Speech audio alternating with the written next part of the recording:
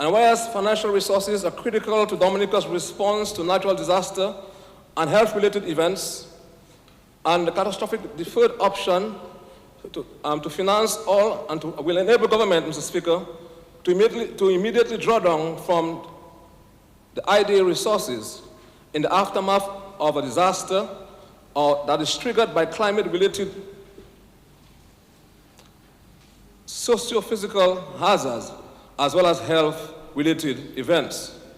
Mr. Speaker, be it resolved that in accordance with Section 3.1 of the Loans Act, Chapter 6405, as amended, this Honorable House authorizes the Minister for Finance to borrow by means of credit a sum exceeding $20 million US currency, equivalent to 54 million Eastern Caribbean dollars, on the terms as follows. Interest, 0.75% per annum, plus a basis adjustment to the service charge, which is currently at 0.75%. Commitment charge, Mr. Speaker, 0.5% per annum. Repayment 60 semi-annual installments commencing November 15, 2032. A grace period, 10 years period of time. Could somebody second it, please? Seconded. Mr. Speaker, I rise already, so. I rise to seek this honorable House approval of a resolution to authorize the Minister for Finance to borrow from the International Development Association, IDA, by means of a credit, an amount of $20 million US. That is, Mr. Speaker, $54 million Eastern Caribbean currency in the following terms. Interest, 0.75% per annum, plus a basis adjustment to the service charge. Commitment charge, 0.5% per annum. Repayment, Mr. Speaker, 60 semi-annual installments commencing from November 15, 2042. Grace period, 10 years.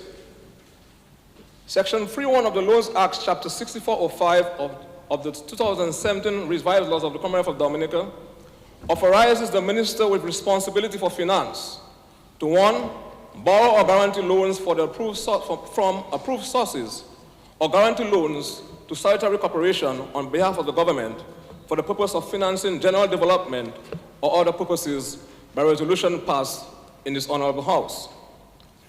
Mr. Speaker, as you are aware, Dominica is prone to natural hazards, climate impacts, pandemics, endemic health concerns, and other exogenous economic shocks, Mr. Speaker.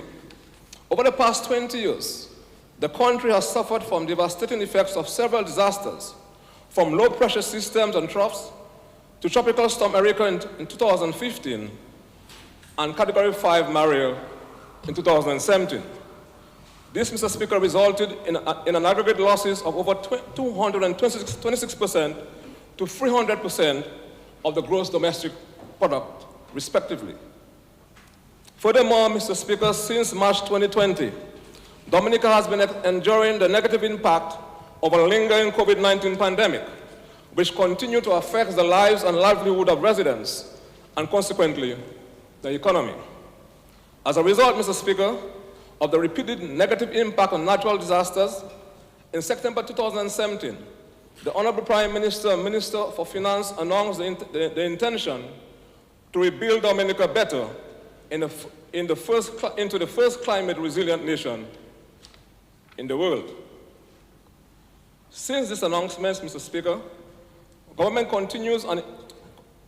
has developed and implemented a more robust framework to ensure the achievement of this goal. And that includes, Mr. Speaker, we have developed so far, 1, a national resilience development strategy, which sets out the development objectives to be achieved by the year 2020. 2, Mr. Speaker, a disaster resilience strategy which outlines the critical pillars required for a resilient Dominica, namely physical, financial, social, and post-disaster resilience. This strategy also provides the tactical approaches to assist in building these pillars, as well as the cost, which is estimated at a total of 7.83 billion. I know the opposition like that, billion is dollars. 4.2, yeah. By 7.8, yeah. 3. You have to give it an adjective. Yeah. We have also, Mr. Speaker, established climate resilience and recovery plan, which prescribes the activities to be undertaken to achieve the intended objectives. And 4, earlier this year, Cabinet approved a disaster risk financing strategy. And 5, to spearhead this resilience program, government has put in place the institutional framework, including the appointment of a minister with responsibility for climate resilience and the establishment of climate resilience executing agency. Mr. Speaker, as indicated in the strategic document which I have just listed, financial resilience is a critical component to disaster resilience. This therefore requires the use of fiscal buffers, including savings, and prearranged flexible disaster financing instruments, such as insurance policies, catastrophic risk credit lines, to fund the country's response and recovery and reconstruction costs in the wake of a disaster. Debt reduction, Mr. Speaker, is also being targeted as a medium-term strategic objective in order to create fiscal space to support post-disaster recovery. The goal is to ensure that the government is able to fund immediately post-disaster and long-term rehabilitation and reconstruction needs, and also that Dominica minimizes interruption in ongoing development and disaster risk reduction plans and financing. Mr. Speaker, to achieve this financial resilience goal, government has to date implemented the following. 1, a vulnerability risk and resilience fund was established with clear guidelines and with regards to the management of the funds prescribed in resolutions made under the Financial Administration Act, Chapter 6302 of the 2017 revised laws of the Commonwealth of Dominica. Mr. Speaker, as of April 2020, the balance of the said fund stood at $10 million EC. Mr. Speaker, it has increased its parametric insurance coverage with the Caribbean Catastrophic Risk Insurance Facility. 3, a pilot parametric insurance facility was made available to residents in May 2021. And 4, residents are now allowed to tax deduction for insurance premiums paid on residential accommodation with effect from income year 2022.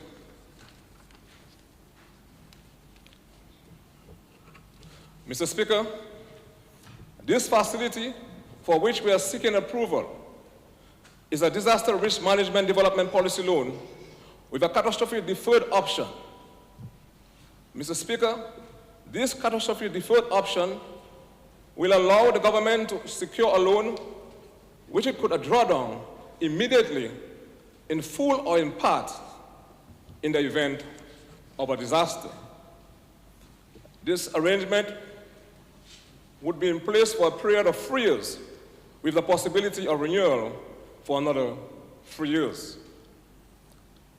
The addition, Mr. Speaker, of the catastrophic deferred option would result in maximum available post-disaster financing as follows. Tropical cyclone, $145.8 million. Excess rainfall, Mr. Speaker, $82.3 million, and that is in Eastern Caribbean currency, Mr. Speaker.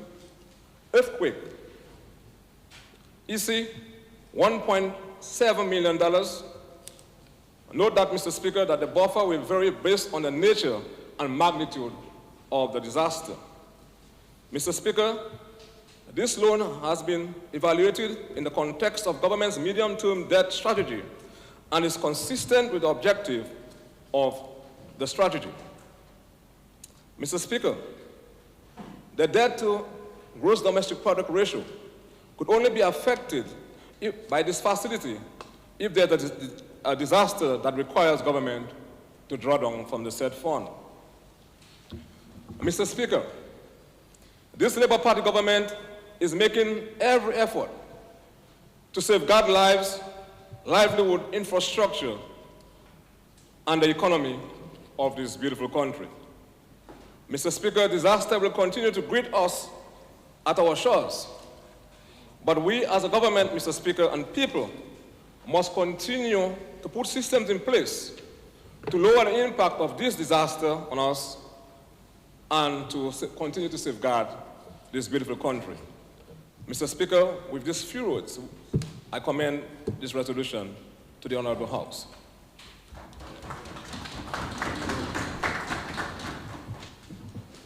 The motion is before the House for debate.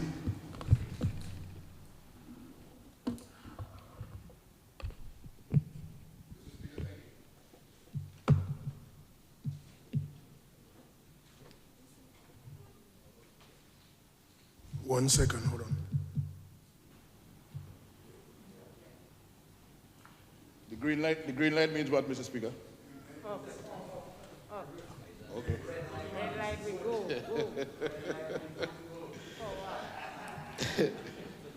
Mr. Speaker, thank you. Authorization for a credit facility from the International Development Association, IDA, for financing of a disaster risk management development policy with a catastrophe deferred option. What is that? A catastrophe deferred option? You're seeking to defer the catastrophe with the loan from the IDA? What is the... It says here, with a catastrophe deferred option. I understand by that you're seeking to defer a catastrophe. You're seeking to defer a catastrophe with the IDA loan. Can you do that? You can defer the catastrophe? Mr. Minister? Are you asking a question to have a back and forth, or No, will I just continue? no, wait, no, Mr. Apparently,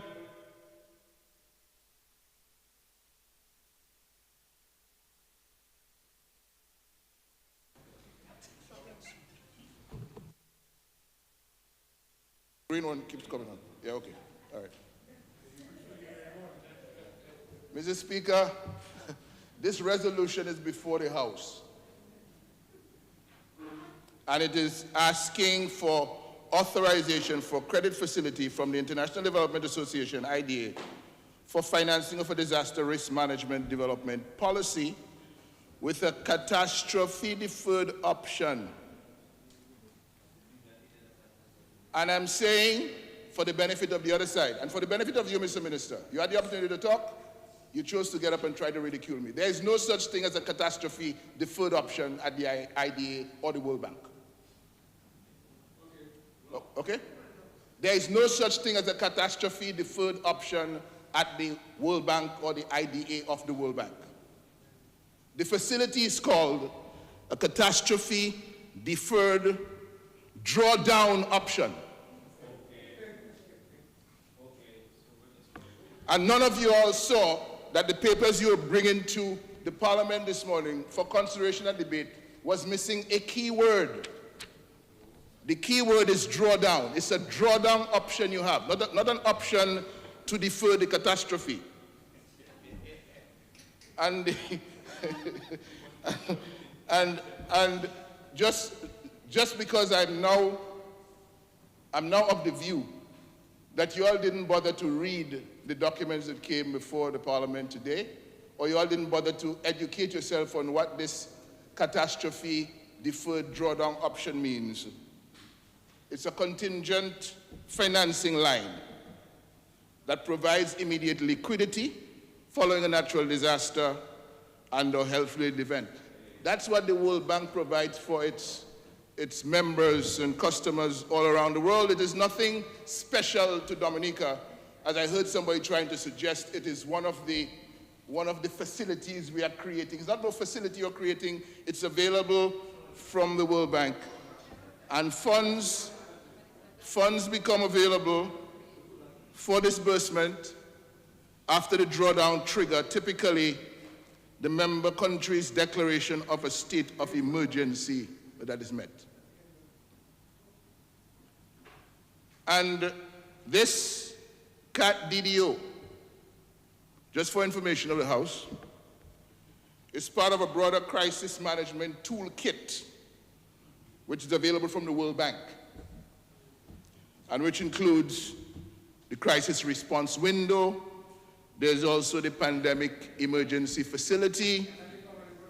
There's also the intermediation of disaster risk management products such as bonds, derivatives, and insurance. So, to begin, as we start at the beginning, let's get the terms correct. There is no such thing as a catastrophe. There's no such thing as a catastrophe deferred option. There's a catastrophe deferred drawdown option, which is what we're discussing today. So please take a note in committee to change the wording in the heading of this resolution. US $20 million, EC $54 million to support government in A, strengthening its legal and institutional framework to increase climate and disaster resilience in priority sectors. That's what the money is for. And B, improving national fiscal capacity to respond to disaster and climate risk. Money for these matters is not new to us, you know. This will put us in a better fiscal position right after a storm when the drawdown is available to us. But when we talk about strengthening legal and institutional framework to increase climate and disaster resilience, we have done a lot of that talk over the years. And again, at the risk of getting members on the other side angry and ready to fly in my throat for asking questions, I will still ask the questions.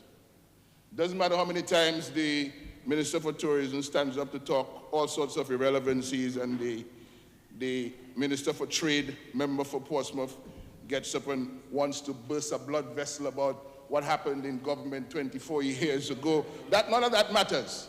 The issues are the issues, and what's before us now is climate resilience and the strengthening of the legal framework and the fiscal capacity and so on. So we'll deal with those issues. Because, Mr. Speaker, in September 2017, we heard the declaration Dominica was going to become the first climate resilient country in the world. And then in November 2017, we heard that there would be something called the Climate Resilience Executing Agency of Dominica, which would bring the grand statement of intent into reality. And then in the following year, in December, we came to this Honorable House and we signed into law a bill to establish the Climate Resilient Executing Agency of Dominica. And this creed law, the Climate Resilience Act 2018, is about facilitating a national development plan. A national development plan for the climate resilient development of Dominica. What is the plan? The law, Section 5B, gives the Climate Resilience Board the responsibility to develop, in consultation with the CREED and other experts, the Dominica Climate Resilience and Recovery Plan. We have this plan now. It is my understanding. And the question surfaces, where are we today with the implementation of that plan? I recall, Mr. Speaker, by the way, Mr. Speaker, I know this is a discussion in which you have a deep interest. I recognize that in your previous iteration in this parliament, you were the minister responsible for climate resilience. And I wondered whether you would crave my indulgence in moving a motion for you to give you the authority of the parliament to make a presentation on this very important matter in this debate. I would like to move a motion at the end of my presentation and get some votes on that. Because we'd like to hear from you on this matter, given your previous iteration in the Cabinet of Ministers. Mr. Speaker, let us recall as well that with the support of climate finance donors and development cooperation partners, a low-carbon climate resilience strategy was prepared for Dominica. Cabinet embraced it and rolled it out with endorsements for the Prime Minister and the Environment Minister in 2012. We were told we were the first in the region with such a strategy. And then about 9 years ago, the government embarked on a pilot project, Climate Change Resilience Disaster Vulnerability. It carried a funding ticket which was recorded in our estimates at $89.7 million. In the first year, nothing happened. $1.9 million was spent in the second year, $4.6 million in the third year, $5.6 million in the fourth year, and $5.2 million in the fifth year. Total spend of $17.2 million, 5 years to spend less than 20% of the money needed for a climate resilient pilot project on disaster vulnerability.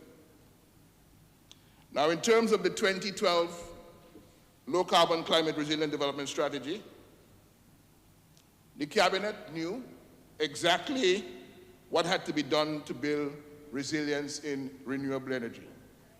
They knew what had to be done to build resilience in land use, in our natural ecosystems, in forestry, slope stabilization, sea and river defenses, water resources. They knew what was needed to build resilience in agriculture, in fisheries. And yes, Madam Tourism Minister, in tourism, they knew what was necessary to build resilience in tourism, and coastal zones, and in infrastructure, and in human settlements. And we were not surprised, because every time we come to this house, and we ask a few questions and we make a few observations, we are shut down in the most violent and vicious way with suggestions that you know nothing. When we come to this house and we bring resolutions or matters for debate, you sit down, you shut up, and just let us get on with our business. Mr. Speaker, there was over $100 million of climate change donor money available. We couldn't get what we were supposed to get done under this climate resilience strategy. In 2015, Tropical Storm Erika flooded away damages which were estimated at 100% of GDP. And then in 2017, we were told 226% of the GDP went south in the devastating winds of Hurricane Maria. Much of the damage visited on Dominica, Mr. Speaker, in those two disasters was the result of things that had to be done that were not done. The resilience we expected never materialized because the climate proofing initiative had no philosophical or cultural moorings, no people consensus, no youth buy-in, and through it all, the foundation principles of democratic governance were excluded from the leadership and management of the national resilience building responsibility. Critically, Mr. Speaker, although the strategy provided for it, no institutional framework was legally established. to coordinate environmental protection and natural resource management in Dominica and thereby facilitate successful execution of the strategy. That 2012 strategy told us something very interesting. It said that Dominica had more than 100 pieces of legislation relating to the environment, relating to natural resource management, some dating back over 100 years, which focus on dealing with specific problems rather than taking an integrated approach to managing natural resources and the environment in a sustainable manner. And so, that strategy also revealed, quote, there have been a number of reviews of Dominica's environment and resource management legislation over the past 15 years, which have all come to the conclusion that comprehensive environmental and natural resource management legislation is an urgent priority in order to prevent irreversible environmental damage to the natural resources upon which Dominica relies for sustained economic and social development. The strategy 10 years ago identified, quote, substantial gaps and overlap between existing legal mandates for natural resource management among various ministries, with resultant confusion over jurisdiction roles. More particularly, there is no legal basis to ensure, number one, there is a functional coordination among the various departments, agencies to ensure sound and coordinated environmental protection and other sustainable management of finite resources for Dominica's long-term benefit. Ensure site-specific coordination in the management of natural resources. And we learned, interestingly, in that review 10 years ago, that, quote, a review under the GEF-funded Sustainable Land Management SLM project determined that consolidated environmental and natural resource management legislation is required as an urgent national priority in order to address the gaps and deficiencies. And just so you remember,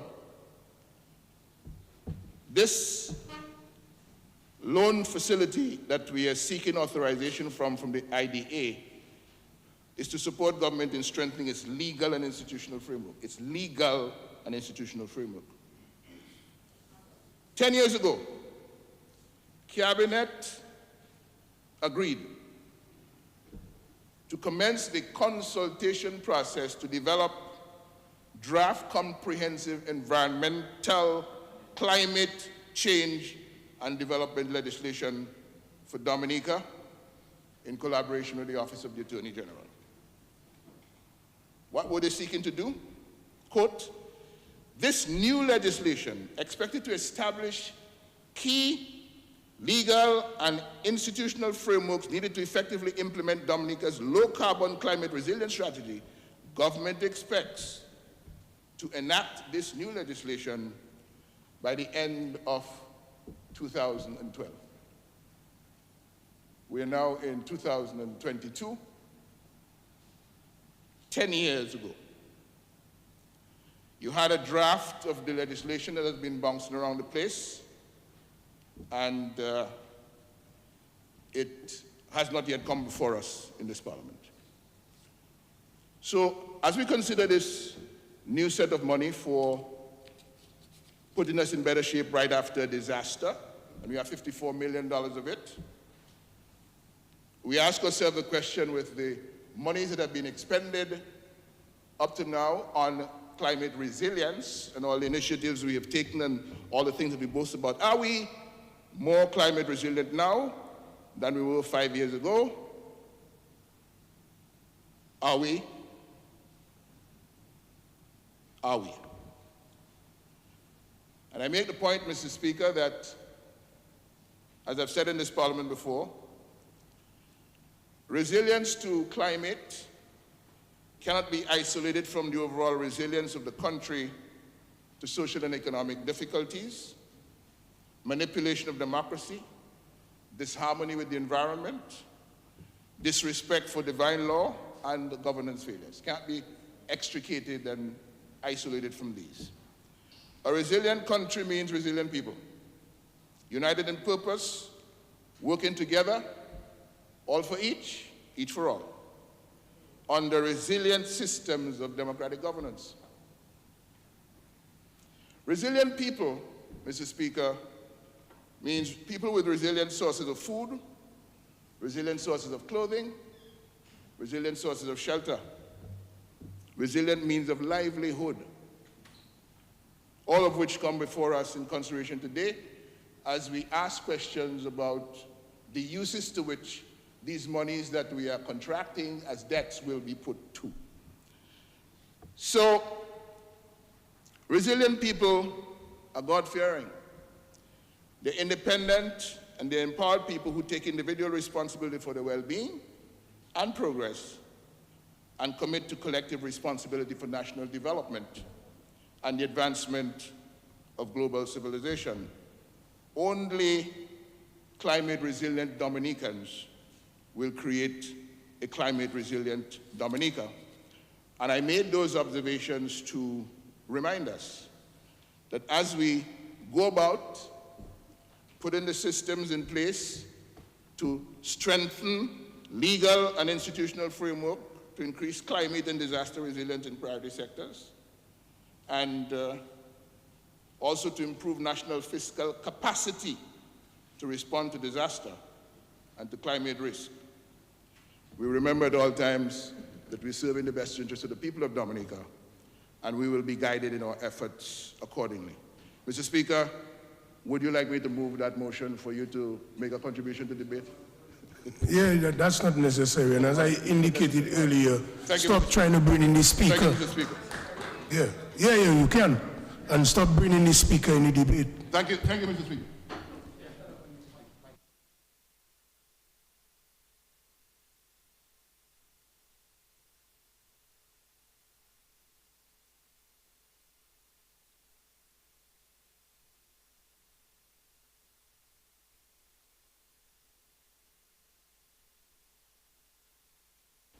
Yeah, thank you, Mr. Speaker.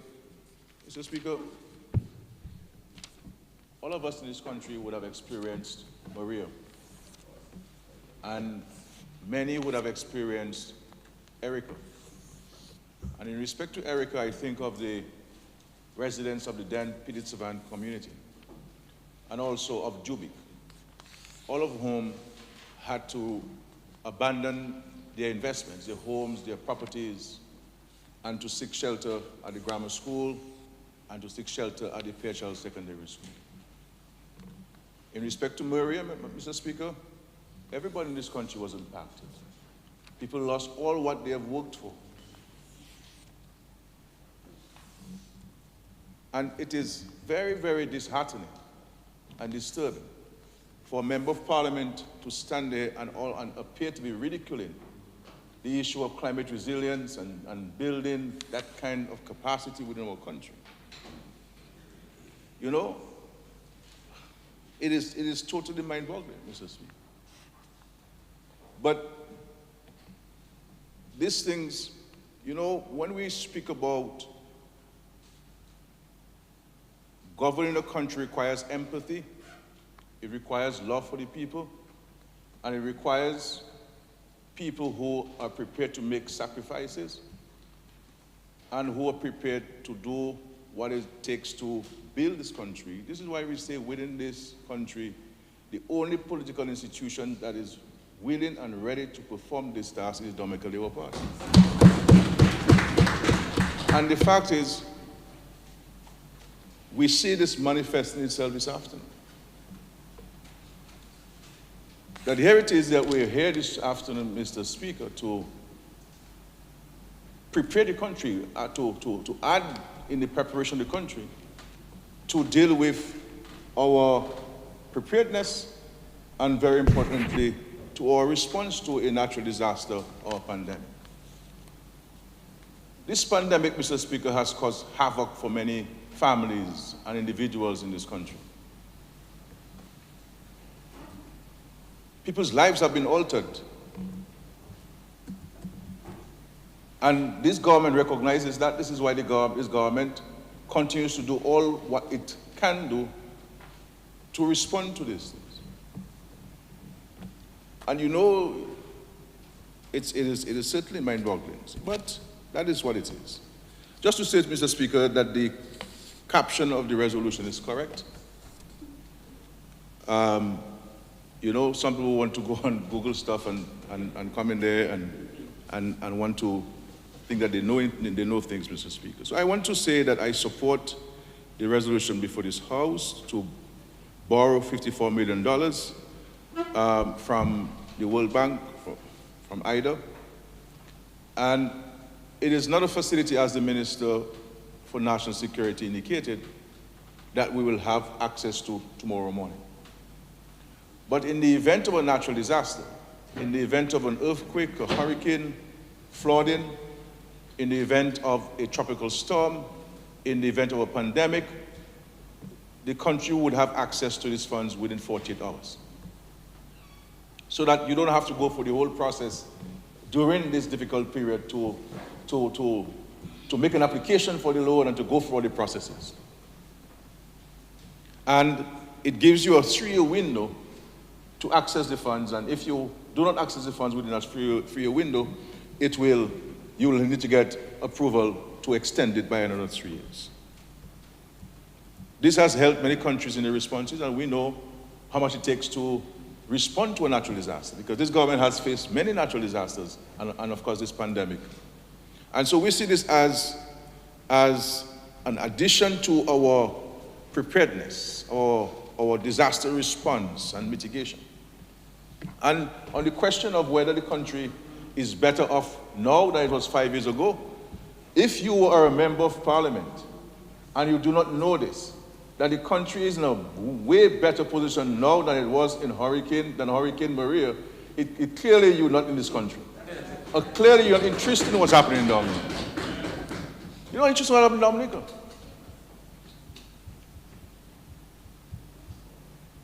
You're not interested in what's happening in Dominica.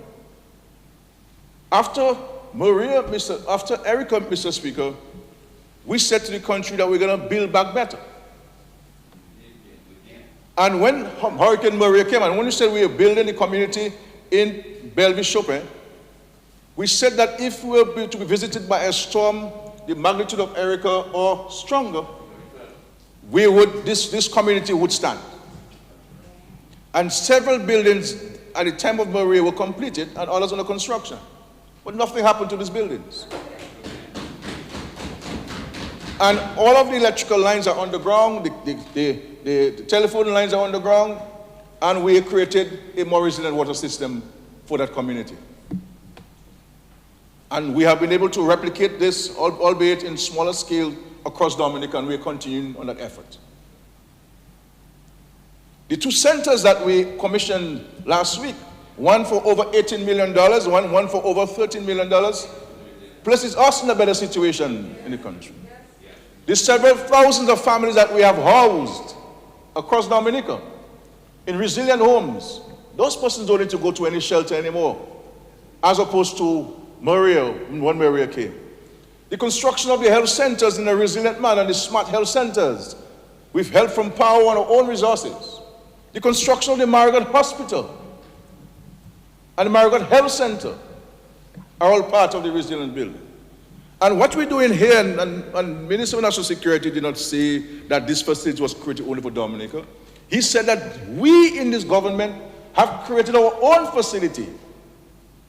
Our own facility, Mr. Speaker, that has been placed at the central bank. And this facility was created in the height of the pandemic, which speaks to the fiscal responsibility of his government, Mr. Speaker, especially under difficult circumstances. And we've been saving for rainy days, which is always a good practice that a government and individual families and businesses must practice. And we've been saving $500,000 every month. So now we have about $10 million in that account. And once the fiscal situation of Dominica gets better, we will increase the amount so that whenever any store, now or in the future, that we have access to funds that can be used to provide for our citizens in the immediate.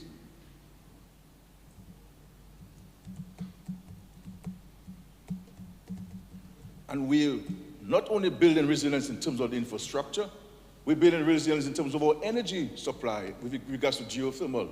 We're building resilience in terms of our fiscal policies, our health, our telecommunication systems. Are we at the end of the road yet? No. It's a continuous process. It's a continuous process. We have to mobilize the resources. And sometimes, as we know, when resources are pledged, it takes a while to draw it down. And so, Mr. Speaker, it is really unfortunate, but that's life, and that's how it is. And so the people of Dominica won't have to pay for this unless we draw down from it, unless we access the funding, Mr. Speaker. And whatever we draw down, that's what we would repay. So we wouldn't necessarily need to take the 20 million one time. We could take 10 from it, or 5 from it, or 6 from it, whatever our need would be at that particular time. And this is a progressive decision by the government, and I think all of us should welcome it. And I therefore am also encouraging our own citizens to contract insurance policies for their properties and for their investments. And so we see this, Mr. Speaker, in our case as an added insurance policy, added to the catastrophic risk insurance facility that we have, to add it to the facility that we've created at the Central Bank, Eastern Caribbean Central Bank, to assist us in responding to this natural disaster. So, you know, we can come there and ridicule and cast aspersions. You know, there are times for these things. But certainly not when it comes to the impact which disasters have had on Dominica. To be honest with you, I'm very saddened by this behavior. Really unfortunate. Really unfortunate. That this is, when you come to Parliament, we always say that Parliament is the highest court in the land. But that must be exemplified by our utterances, by our actions. Yeah. We come here and we want respect. But when we speak in this manner, who out there is going to respect? You know, I mean, it's just, you cannot support a government, but for Christ's sake, support the country.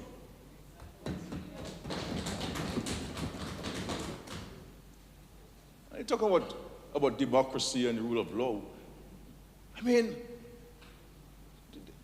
Dominica is one of the most progressive democracies in the world. And when people come here, Mr. Speaker, and talk about the environment and the divine virtues and so on, what have you done to the environment? How many trees you have planted? How many trees you've planted? I mean, people walking and talking about the environment and so forth. I mean, what have you done to the environment? For it, to enhance it. Those words that you plagiarize and you don't even identify the source of your reading. What have you done? They come and talk about farming, but what are you planting? They come and talk about regional people. What are you doing for the people? What resources are you mobilizing for them? What kind of empathy are you showing? You see, Mr. Speaker, every time you speak and it's hurting them, they always have something to say, and, you know, and I mean, you know, shameful.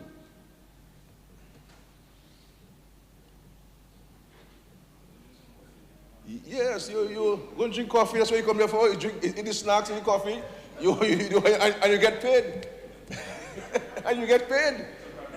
Yes, I mean, you get paid. You see, so Mr. Speaker, I believe this is progressive. This is important to be part of of the resilience building and disaster preparedness and mitigation. Because we will always have this hurricane season and natural disasters.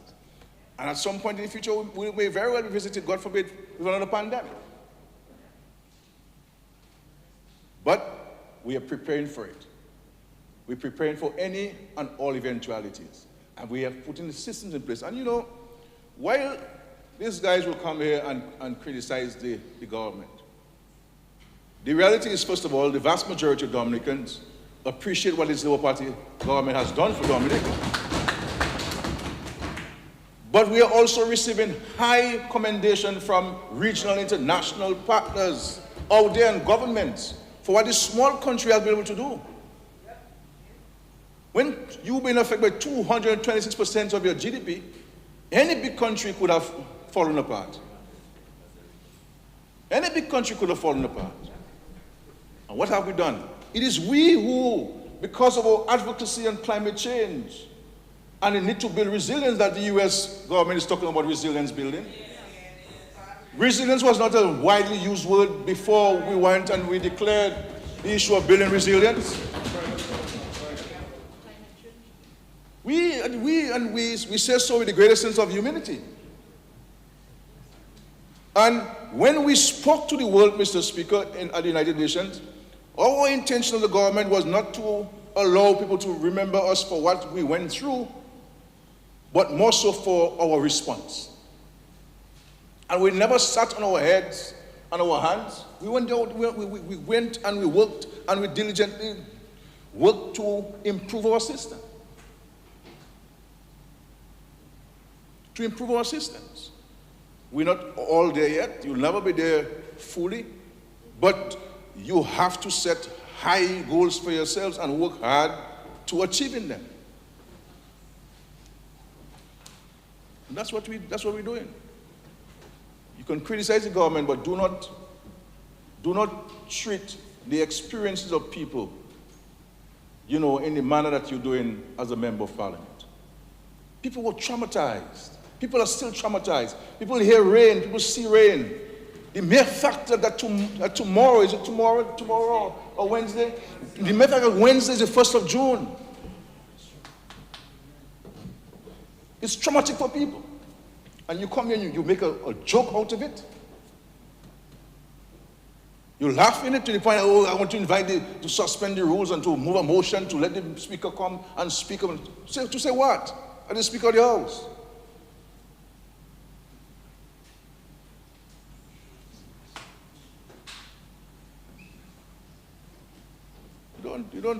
Well, anyway, Mr. Speaker, I support the resolution before the House.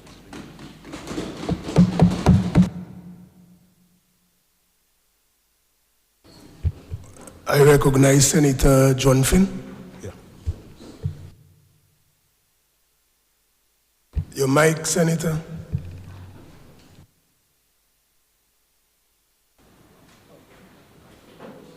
Thank you, Mr. Speaker. I rise to make a contribution to the resolution before the House. Mr. Speaker, climate change is an acute threat to global development. No nation, however small, however large, wealthy or poor, can escape the impact of climate change. When a disaster strikes, the security and stability of any nation and its people, their prosperity, their health, and their safety are in jeopardy. Dominica is not an exception. And as we know, when this happens, it's always the poor who are most vulnerable. Therefore, Mr. Speaker, if urgent action is not taken, the impact of climate change could push us into deeper poverty. Hurricane Maria is still fresh in our minds. This monster hurricane continues to remind us of the important task that is ahead of us, the task to build the resilience of our country and protect its people from future disasters. Mr. Speaker, it isn't a question of strengthening only, but it is implementing the regulations that are already there. The Dominica Climate and Recovery Plan, 2020-2030, the Low Carbon Climate Resilience Development Strategy Paper of 2012. Mr. Speaker, if we go back to these documents, we'll realize that the objectives, all the objectives are similar.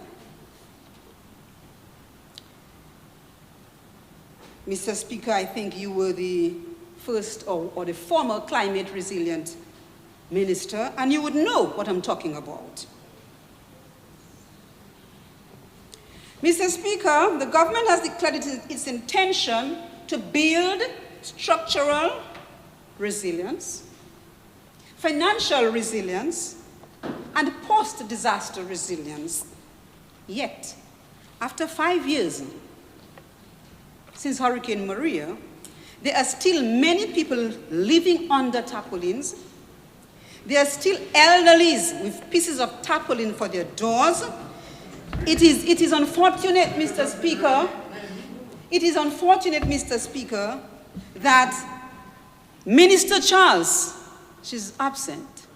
Minister Charles only remembered that little bit that was mentioned over breakfast in Barbados.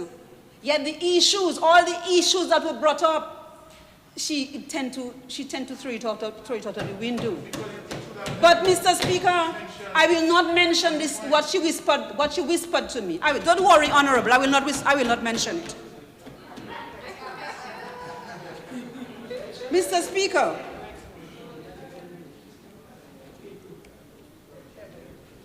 I'm hoping that provisions will be made in this loan for the rectification of these issues. Because, Mr. Speaker, when the government takes a loan to strengthen resilience, this loan is taken in the name of Dominica.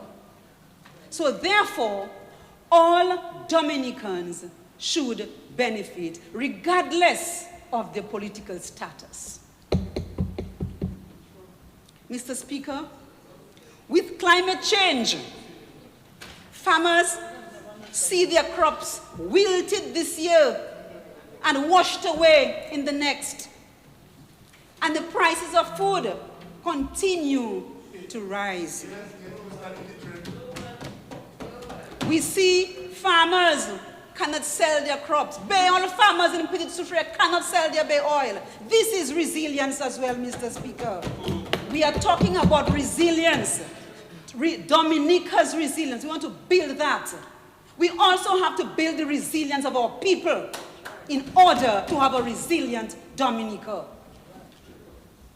It is the responsibility of the government to provide the required technical and financial assistance to farmers. That's what they need so that they can practice climate-smart agriculture and plant more durable crops. We are hearing of much overslaughing taking place during the distribution of plants and agricultural equipment. The rapacity of some farmers, Mr. Speaker, especially those who can do better, especially those who are high up there, seeking to have larger yields than the small farmer and competing among themselves as to who will have the largest sales. Yet, the majority of small farmers on the island continue to struggle to survive. This is not strengthening resilience, Mr. Speaker. We can do better than that. We are talking disaster resilience. Mr. Speaker, I want to use this opportunity to mention a section of the Good Hope bypass, that road above Good Hope, that was destroyed in 1986. Senator, I just want to just point out something to you. It says to support government in A, strengthening its legal and institutional framework to increase climate and disaster resilience in priority sectors, and B, improving national fiscal capacity to respond to disaster and climate risk. So be guided in regards to relevance. Thank you, Mr. Speaker. But I have not lost track. I am still on track. Mr. Speaker, I want to mention the Good Hope bypass. This road was destroyed in 1986 by a landslide where her nurse and her daughter were covered. The health center was destroyed. Part of the school was destroyed. And so this road was condemned. It is being rehabilitated or no. I say being because even if all the equipment, all the heavy equipment, the trucks and the workers have left, I still expect the contractor to return to complete this job because there's much work to be done. Since the road passes above the community of Good Hope, I am asking that proper drainage be done to pull the water to a suitable outlet. If this is not done, Mr. Speaker, the community of Good Hope will be in extreme danger when the rainy season comes about. That is disaster resilience. That is disaster we're talking about, disaster risks. We certainly do not want a recurrence of what happened in 1986. We need that road to be complete with proper drainage and whatever. The greater the risk, exposure, and vulnerability of areas and communities, Mr. Speaker, the greater the disaster impacts on human and the environment. Mr. Speaker, the decisions we take now will impact our lives and that of our children and grandchildren later down. Another area deserving of mention, Mr. Speaker, is the Tarish Pit Castle Bruce Road. You know, Mr. Speaker, I have to mention it. I am not an engineer. I'm not an engineer. I'm a layperson speaking from what I see, what I observe. And I am of the impression that the contractor is confused. I'm wondering whether he really knows what he's doing. This road started long ago. By now, a phase of the road should be complete. Because vehicles are falling apart. And while here, Mr. Speaker, because we pay an environmental levy, I am asking you, I'm making a recommendation, Mr. Speaker, that this environmental levy be waived until such time that this road is complete.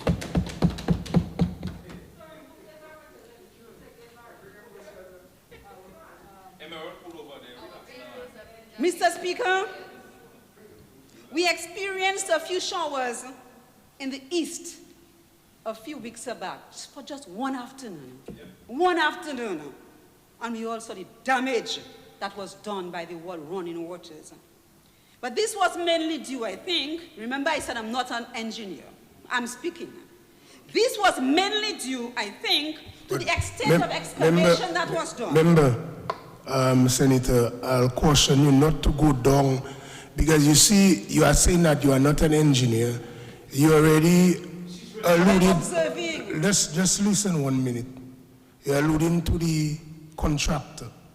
The contractor, although you have not called the name, the contractor is not here to defend himself or herself or the company itself as directors. So I'll ask you not to go down that road. So if you want to make your point, make your point. Do not mention contractor and engineering, and you don't want to put the house in dispute. Mr. Speaker, I'm not surprised. I'm not surprised. So continue. I will continue. Continue, but be guided by this. Thank you. Yeah, you were sleeping. You up now. I am saying, Mr. Speaker, since we want to strengthen resilience, let us not work back to front. Let us not destroy and then repair.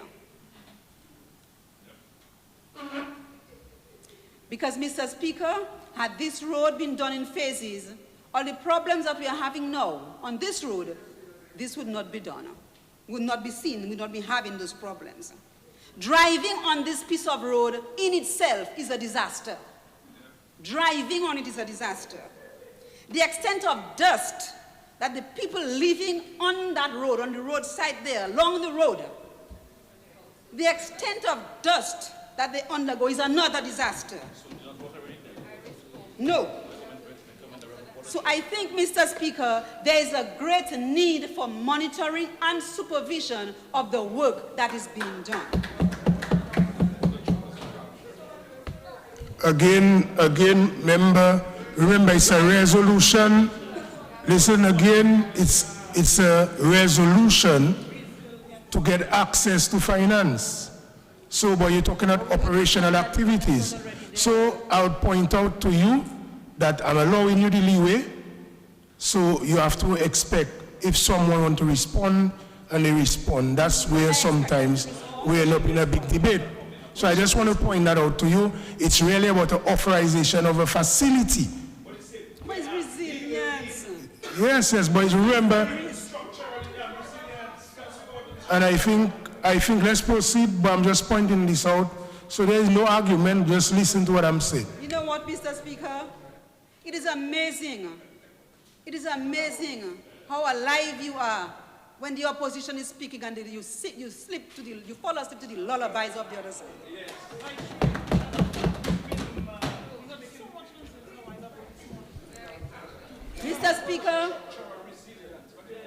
Mr. Speaker, the activities that are going on in our country. So you said it $100 Mr. Speaker, I'm on the floor, right, Mr. Speaker? Thank you. Mr. Speaker, it is such activities, the activities that are taking place that change the atmosphere, change our environment in unexpected and unprecedented ways. We need to build resilience. We should not wait for it to happen. We have to prepare for it. Our actions, Mr. Speaker, will have profound impact on the Dominica that we leave behind for our children. Climate change demands our attention now, and a plan should be put in place to protect our country from the impacts of climate change I'm talking about. Mr. Speaker, good governance, especially good risk governance, has never been as important as it is today. Good risk governance requires imagination, it requires common sense, and it requires, more than anything else, determined, effective, committed leadership. You know, Mr. Speaker, people who are elected in positions in government are not just to serve as custodians of the present, you know, but as caretakers of the future.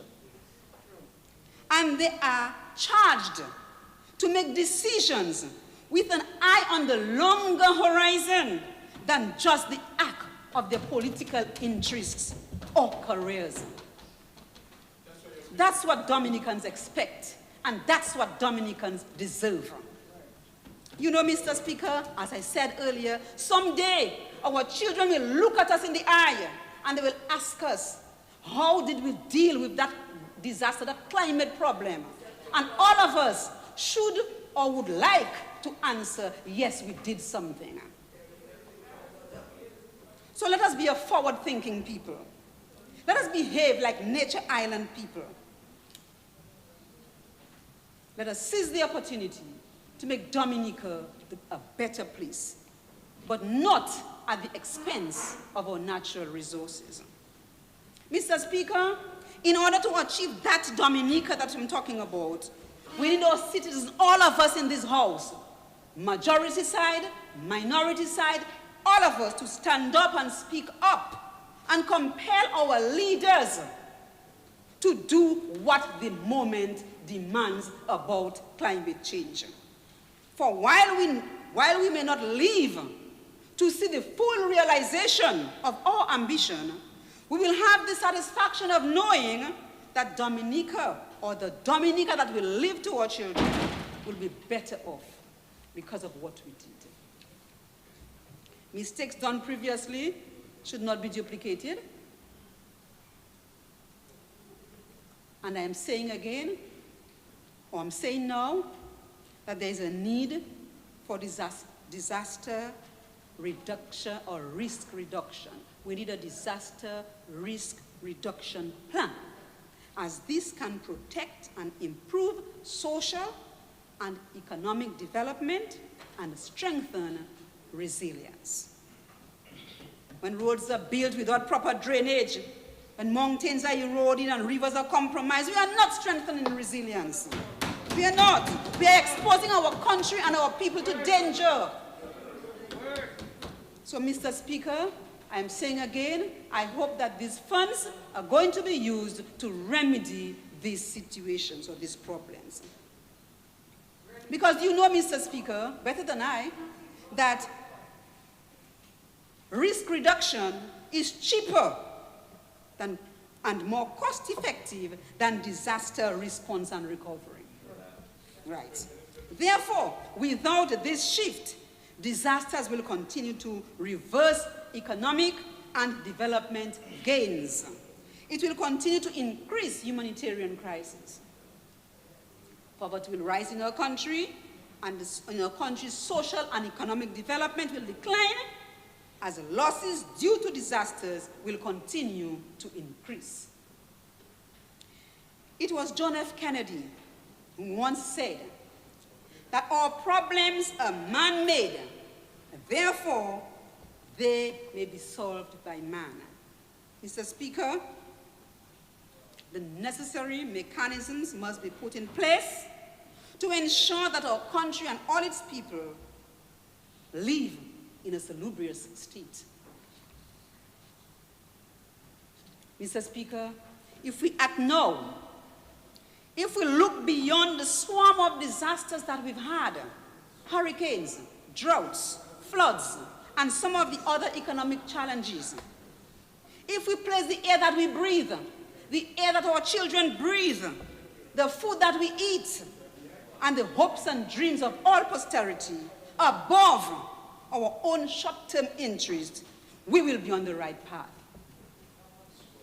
The journey is long, the journey is hard, it requires perseverance, it requires commitment to country, but we have to work to achieve all of that. We have to work to achieve the progress that is required. But it demands flexibility, it demands pragmatism, it demands putting country first, it demands considering the interest of every Dominican. Every Dominican. Only then, Mr. Speaker, will we achieve our common purpose, which is a Dominica that is safe, a Dominica that is resilient, and a Dominica that is clean. A Dominica we all will enjoy. Mr. Speaker, we do not have a choice. We do not have a choice. We have to build resilience, and we need disaster resilience. Thank you.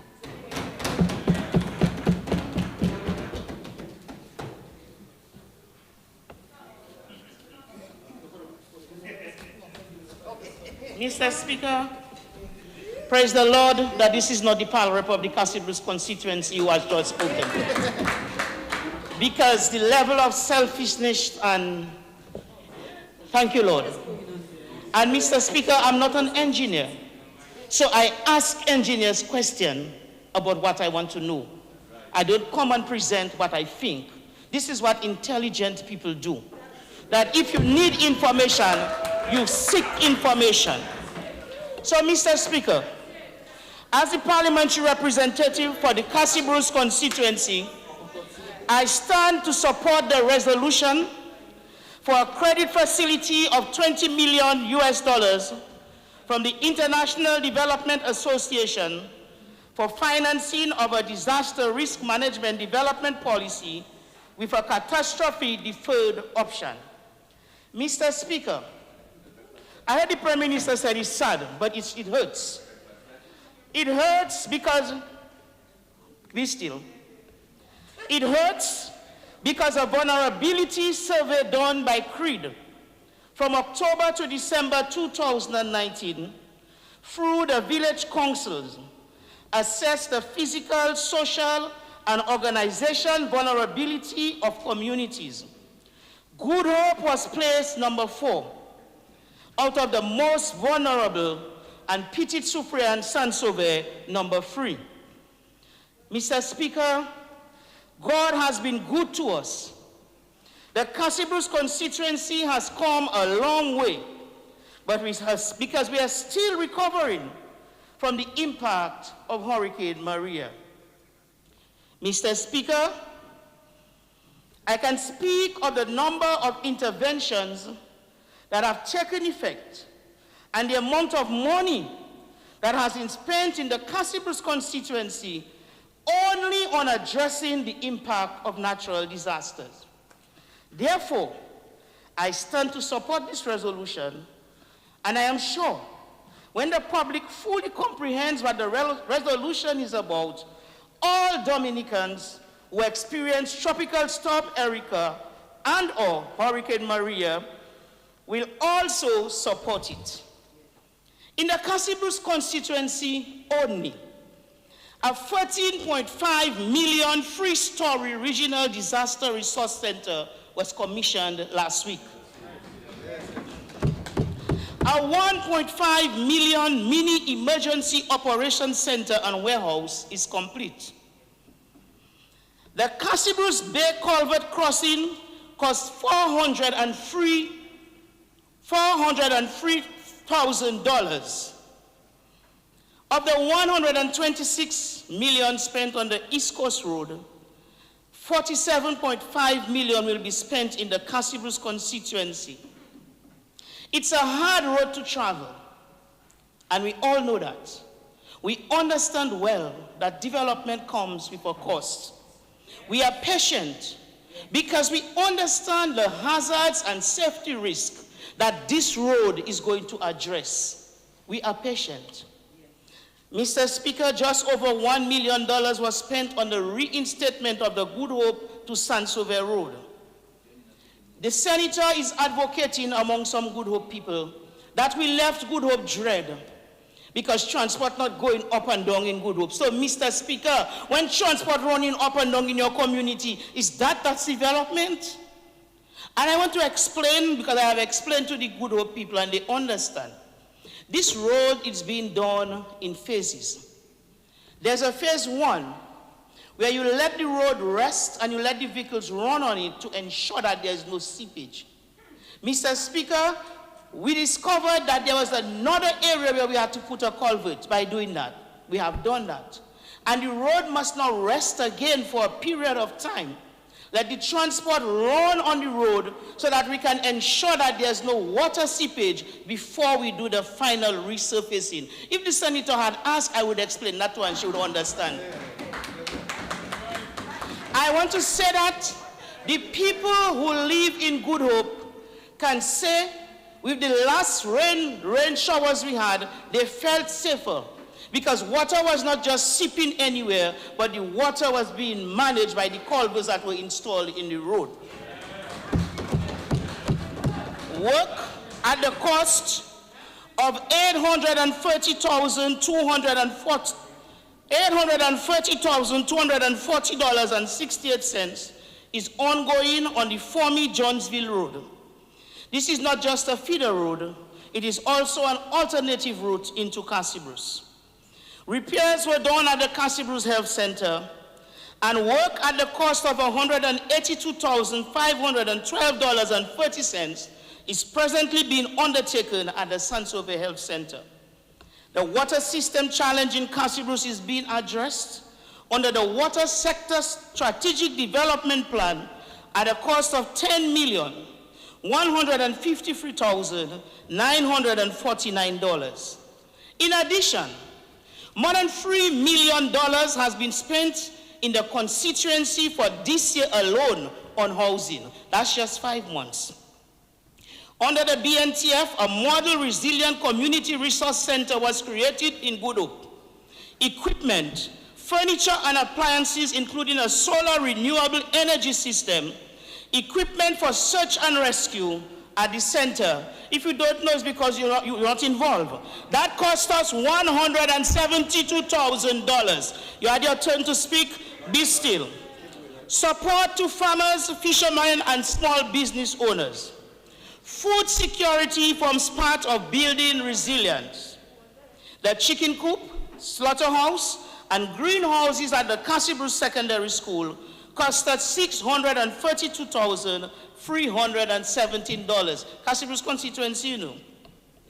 Work is ongoing on free classroom blocks at the Cassibru Secondary School at the sum of $1,014,457.53.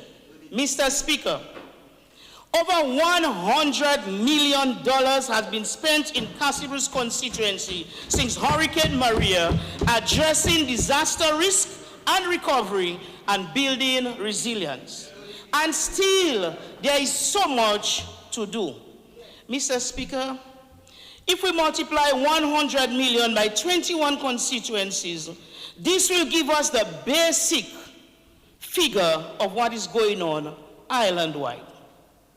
The Cassibru's constituency has positioned itself to ensure that we do all we can to address our vulnerability. We are not just standing around pointing what needs to be done, but we put our hands to the work and we do it. I applaud the enthusiasm of our constituents who participate in training and activities that help build a resilient people. Disaster management committees, and I make mention here of Ms. Royat George and Mr. Ashil Grove for the work that they put in. The Red Cross Group, certified emergency responders, ham radio operators, and I pause to recognize the effort of Mr. Joseph Gis, soil management advocates, just to name a few. Some people don't know what's going on in Good Hope, you know. As a constituency, we are aware of the vulnerability of our area. We are playing our part to ensure that our people remain safe. However, the Cassibru's constituency continues to be eternally grateful that this Labour Party administration, under the leadership of Honorable Roosevelt Skerrit, is taking the vulnerability of our area seriously and is ensuring that the issues are addressed. Mr. Speaker, not just the Cassibru's area, but generally, Dominica faces several disasters, which include floods, droughts, storms, hurricanes, landslides, earthquakes, pest infestation, disease outbreak, fire, and accidents. The intensity and frequency of disasters have been increasing mainly as a result of climate change. Disaster disrupts people's livelihood, endangers human and food security, damages infrastructure, and hinders social economic growth and development. Disasters also increase the poverty of rural and urban households, intensifies conditions and insecurity, especially to the vulnerable groups such as the rural and urban poor, elderly, and the vulnerable children and people living with disabilities. It also erodes the ability of the national economy to invest in key social sectors which are important to reducing poverty. The framework under discussion will change the approach to the nature of disaster risk management in Dominica. Mr. Speaker, it is important to address disaster risk for the socio-economic development of a country. The government of Dominica is committed to 20 resilient targets that are directly linked to 6 results areas and will be delivered through key initiatives. These targets relate to the outcomes of reducing the impact of climate and other natural shocks, reducing time to recover from disaster, and boosting overall social economic growth. These efforts and initiatives are major steps towards achieving sustainable development through ensuring that disaster risk management is integrated in development planning by all sectors in the country. We will continue to facilitate the effective coordination of disaster risk management programs in the country and address priority areas and strategies for making Dominica the first climate resilient nation. As we seek to significantly reduce the social, economic, and environmental impacts of disaster in this country, I believe all Dominicans, after their tropical storm Erica and Hurricane Maria experiences, will support this initiative.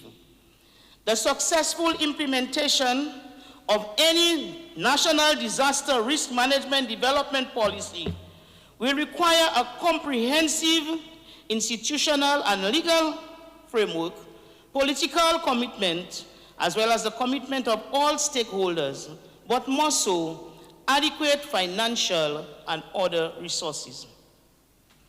Mr. Speaker, the government of Dominica recognized disaster as one of the key factors hindering economic growth, poverty reduction, and the need to shift from disaster response culture to the integration of disaster risk reduction into sustainable development planning and programming. Knowledge, infrastructure, and use of geographical information system is limited, but we will continue to ensure that a comprehensive disaster risk identification, assessment, and monitoring system is established and functional. Mr. Speaker, raising of awareness and understanding of disaster risk reduction among the population at large nurtures changes in behavior that will contribute to building a culture of safety and resilience. We continue to ensure that the current curricula in primary, secondary, and tertiary institutions adequately consider disaster risk management. 7 more minutes. How many more? 7. Somebody asked for me. Mr. Speaker, most ongoing disaster risk reduction activities are supported by short-term funding arrangements and thus suffer from lack of continuity. As such, people are still living in risky areas, and in some areas, communities have opted to remain in risky areas because of cultural and heritage issues. In addition, many households do not have adequate resources to invest in risk reduction measures by themselves, including rebuilding their homes and making decisions on livelihood diversification. We must continue to promote sustainability and long-term community-based disaster risk reduction measures. We will continue to identify and implement long solutions to flood and other disasters, including the issues of relocation. Strengthening preparedness capacity is therefore key to ensuring rapid and effective disaster response. Mr. Speaker, oftentimes there are considerable delays in responding to disasters due to delays in an inadequate funding. And this new World Bank instrument can help countries like Dominica in this situation. With a loan that provides immediate liquidity to finance this recovery and reconstruction operation. Recent catastrophes such as Tropical Storm Erica and Hurricane Maria demonstrated the great importance for government to have quick access to recovery funds to reestablish critical government services, structures, and the reconstruction phase, and to minimize business interruption. Mr. Speaker, no longer will we overlook natural catastrophes in policy planning and look at them as an unpredictable act of God. No longer will our government be confronted with a shortage of liquidity in the aftermath of a natural disaster because emergency funds are not immediately available. Mr. Speaker, in dire situations, government response can become suboptimal because of insufficient emergency relief funds. And sometimes we can use other funds allocated for other projects. When governments reallocated budget from longer-term programs in policy sectors as health and education are used to finance emergency relief operations, important social and poverty alleviation efforts are adversely affected. The new risk financing instrument developed by the World Bank helps prevent such budget reallocations or hasty resorting to inadequate and expensive debt instruments which hurt long-term development goals. This facility aims at promoting continuity of national development planning, and it is considered to be one of the most flexible and cost-effective risk retention instruments currently available.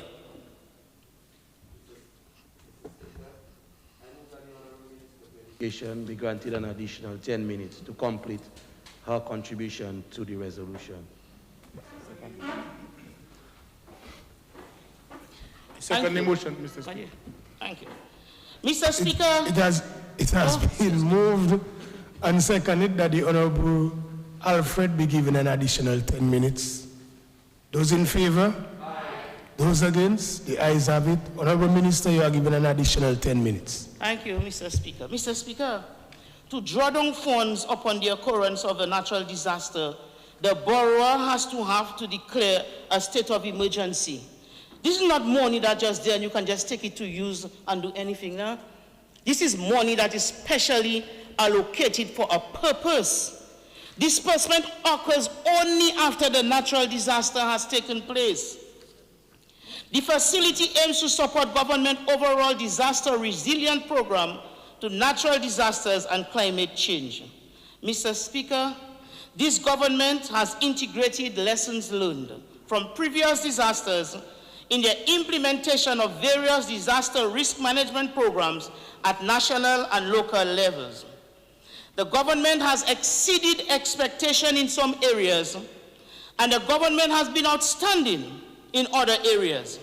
But we see the evidence of how implementation issues and bottlenecks have caused delay in delivery of some of our recovery projects in so many communities.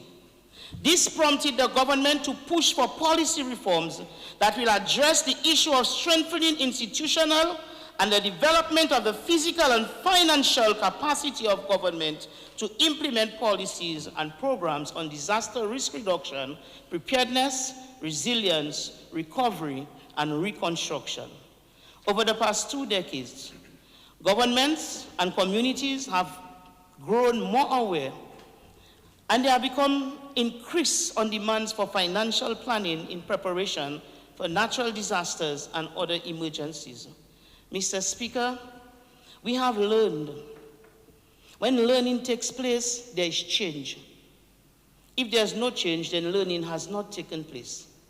We have learned, and we are determined that the people of Dominica will never again be challenged during or after any disaster as we were after Hurricane Maria. Praise God. This government is determined to build back better, to build back safer, to build back stronger. Mr. Speaker, this is why I exercise prudence, and I solicit the support of all present and listening, and I know my constituents will support because they know what we have to do to stay safe. I support and I endorse the borrowing of 20 million United States dollars, equivalent to 54 million Eastern Caribbean dollars, from the International Development Association for financing of a disaster risk management development policy with catastrophic deferred options on the terms and conditions presented. Thank you.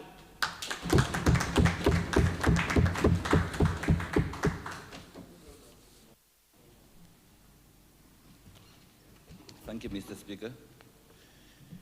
Mr. Speaker, I authorize to give a brief intervention on the motion before this Honorable House.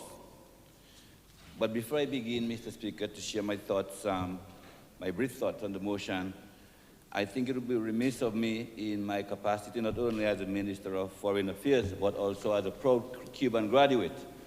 And Cuba is a place, the Republic of Cuba is a place I claim to be my second home, having spent 7 years of my life pursuing a medical degree in Cuba. It would be remiss of me if I did not join the others before me in congratulating the Honorable Prime Minister on receiving the order of Jose Mati a few weeks ago, Mr. Speaker. We know that Jose Mati is a student of history, national hero, to matter. And at a very young age, Jose Mati started fighting for the liberation of Cuba from the Spanish. And in fact, if you read the history books, Mr. Speaker, you will find out that it was his death in the early days of this Cuba-Spanish War that gave that impetus to push the victory over the line. Thus, he's known as the father of the Cuban nation. So I join the others before me in congratulating the Honorable Prime Minister. And of course, we all know what Jose Mati stood for, social equity, among many other values, Mr. Speaker. Attributes we can relate to the Honorable Prime Minister and political leader, Roosevelt Skerrit.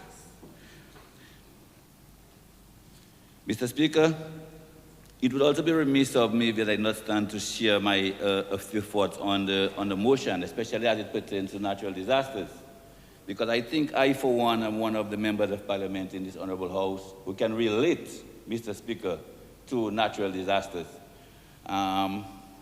We could speak to Tropical Storm Erica 7 years ago, 2015, and of course the wider national disaster, Hurricane Maria. And we all know what happened after Tropical Storm Erica, Mr. Speaker. I think the Honorable Prime Minister spoke to it, where we had to relocate not one, but two communities within the Pilit-7 constituency, Pilit-7 proper and the community of Dubic. And not only that, Mr. Speaker, we saw what happened, how the government intervened, how the government responded, Mr. Speaker, to this tragedy. Not only to the Pilit-7 people, we also what happened in Belleville-Chopin, but to the smaller community of Dubic, Mr. Speaker, settling them in Grand Bay. And I want to thank, of course, the Member of Parliament for Grand Bay, both former and present, for allowing my constituents to settle within the geo-political boundary of Grand Bay, Mr. Speaker. But the fact remains, Mr. Speaker, I say that to say that we hear the leader of the opposition ask the question in a very sarcastical and a smirkish way. Are we more resilient now than 5 years ago? I mean, really, sir? Mr. Speaker, when I listen to the members of the opposition, you wonder, do they live in Dominica? I mean, does the senator from La Plaine, Teacher Seeker, sorry, senator from La Plaine, Senator Joseph, does she live in La Plaine? Do they move around, Mr. Speaker, to see the hundreds or thousands of resilient homes that we have built post-Hurricane Maria? Or post-Tropical Storm Maria, Erica started, and then Hurricane Maria, Mr. Speaker. Do they move around the country to see the 12 or more health centers, Mr. Speaker, resilient health centers, Mr. Speaker, that we have built since Hurricane Maria? The Northeast Hospital, Mr. Speaker. The three, not two, three regional shelters, Mr. Speaker, at Layu. Of course, we keep on forgetting Layu. It was commissioned a couple of years ago. And more recently, Castle Bruce and in Jimmy, Mr. Speaker. And you're asking the question, you come to the leader of the opposition who prides himself on being, I'm not just some investigative journalist or whatever he is, and you're asking the question, are we more resilient now than 5 years ago? Really? Mr. Speaker, I tell people, I know that we are doing well as a government, and I, in my capacity of member of parliament, that I'm doing extremely well, Mr. Speaker, and I'll tell you why. Because the Pilit-7 constituency, or the south of the island, is no secret, Mr. Speaker. It's an extremely vulnerable part of the country, susceptible to natural disasters, and we know all the terrain and all of this. We get caught up with every inclement weather. And I recall, Mr. Speaker, the last 2 or so inclement weather episodes.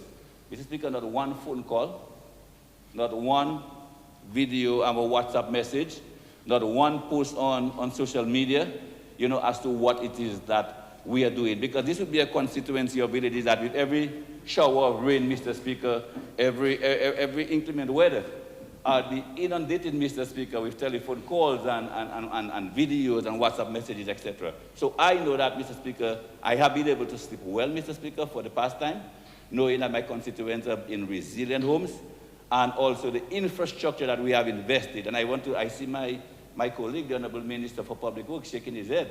The bridge in Bagota, Mr. Speaker, this was a talking point, Mr. Speaker. Every time it rains, the residents on the other side of the river would not be able to cross. Now, almost $1 million or more than $1 million later, Mr. Speaker, this has been constructed, Mr. Speaker. So that I know that as a member of parliament, I'm doing well, and the government on a national level, that we're doing extremely well, Mr. Speaker.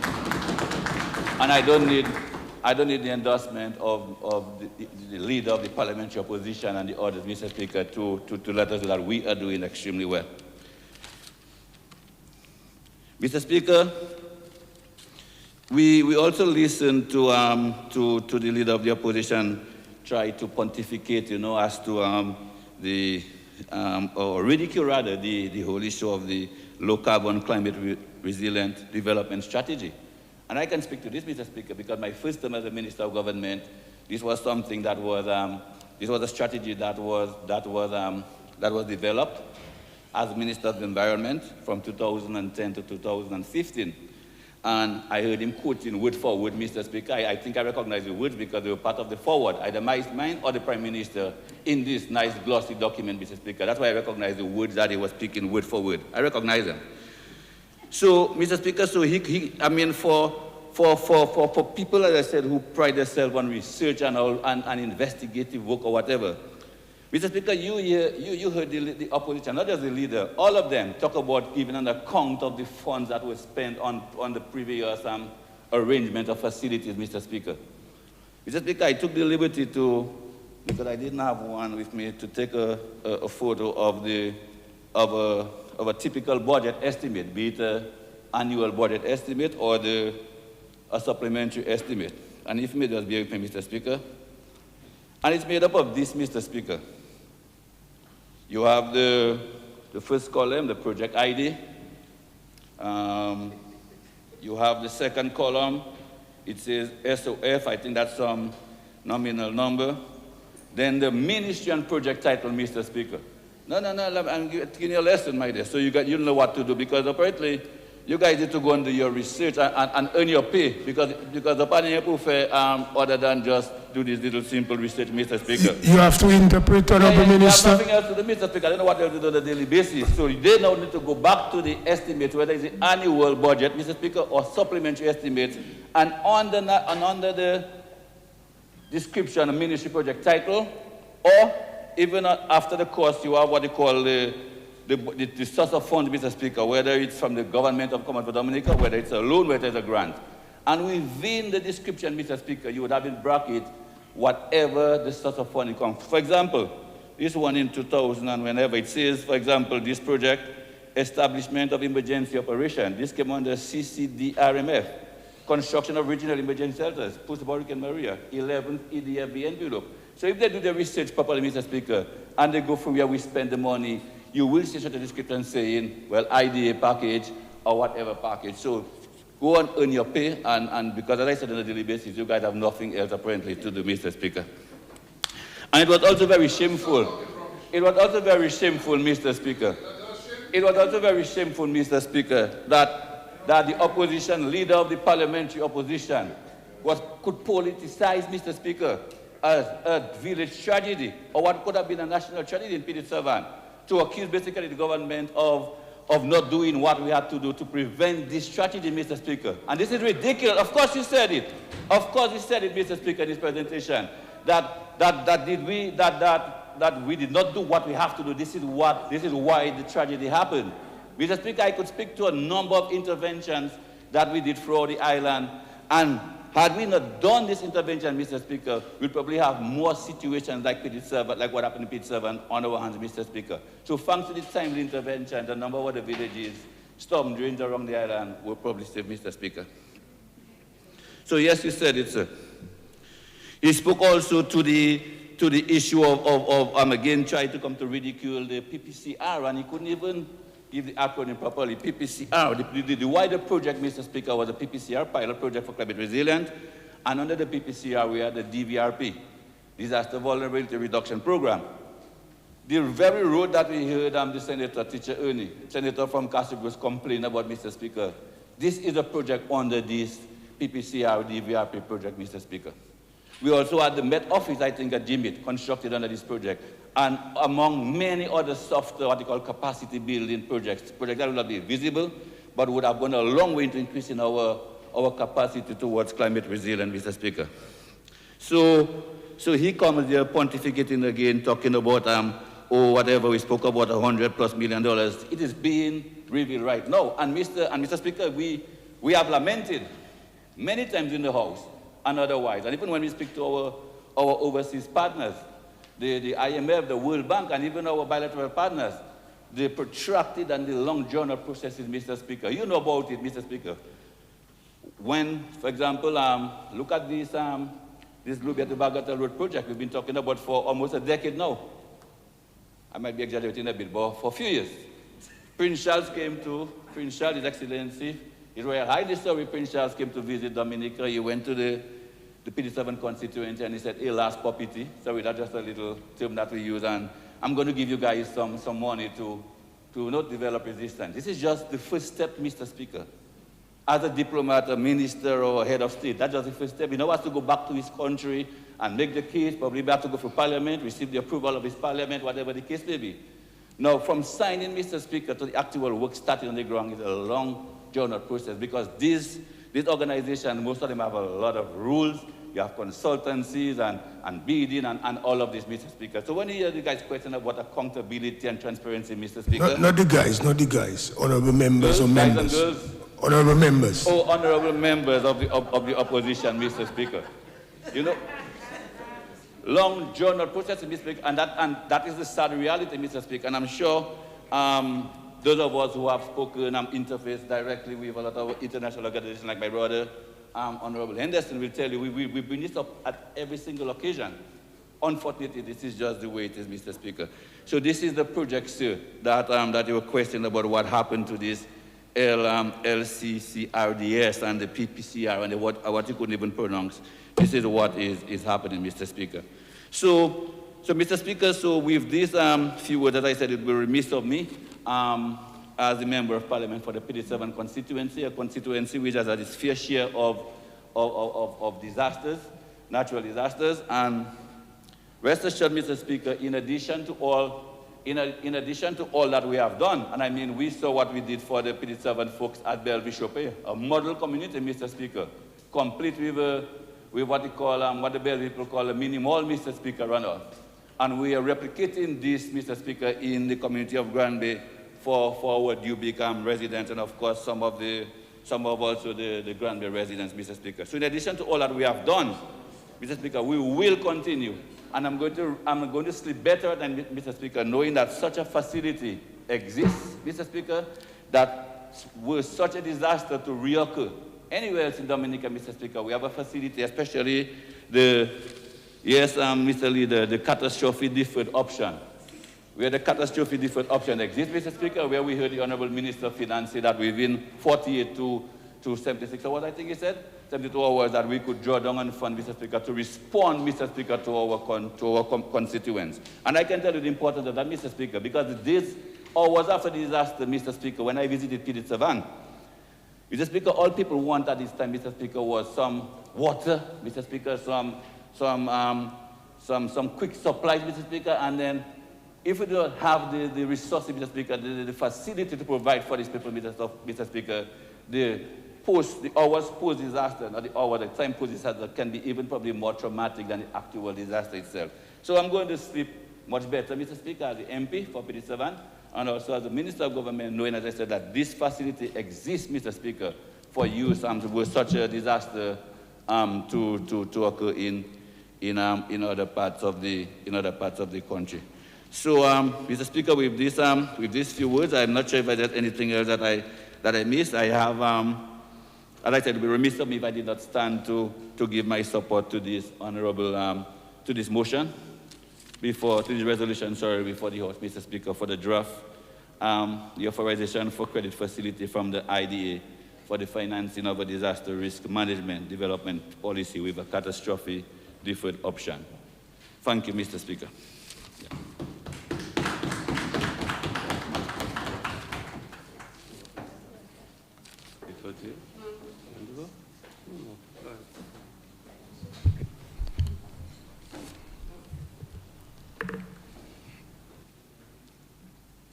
Mr. Speaker,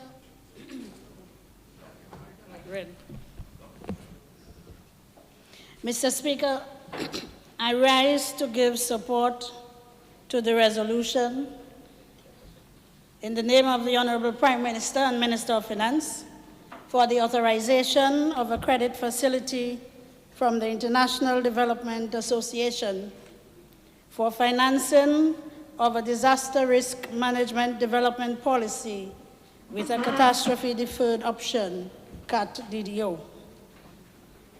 Mr. Speaker, as you are aware, I come from one of the most vulnerable districts on the island, the Eastern District, and I feel it incumbent upon me to stand in support of this resolution.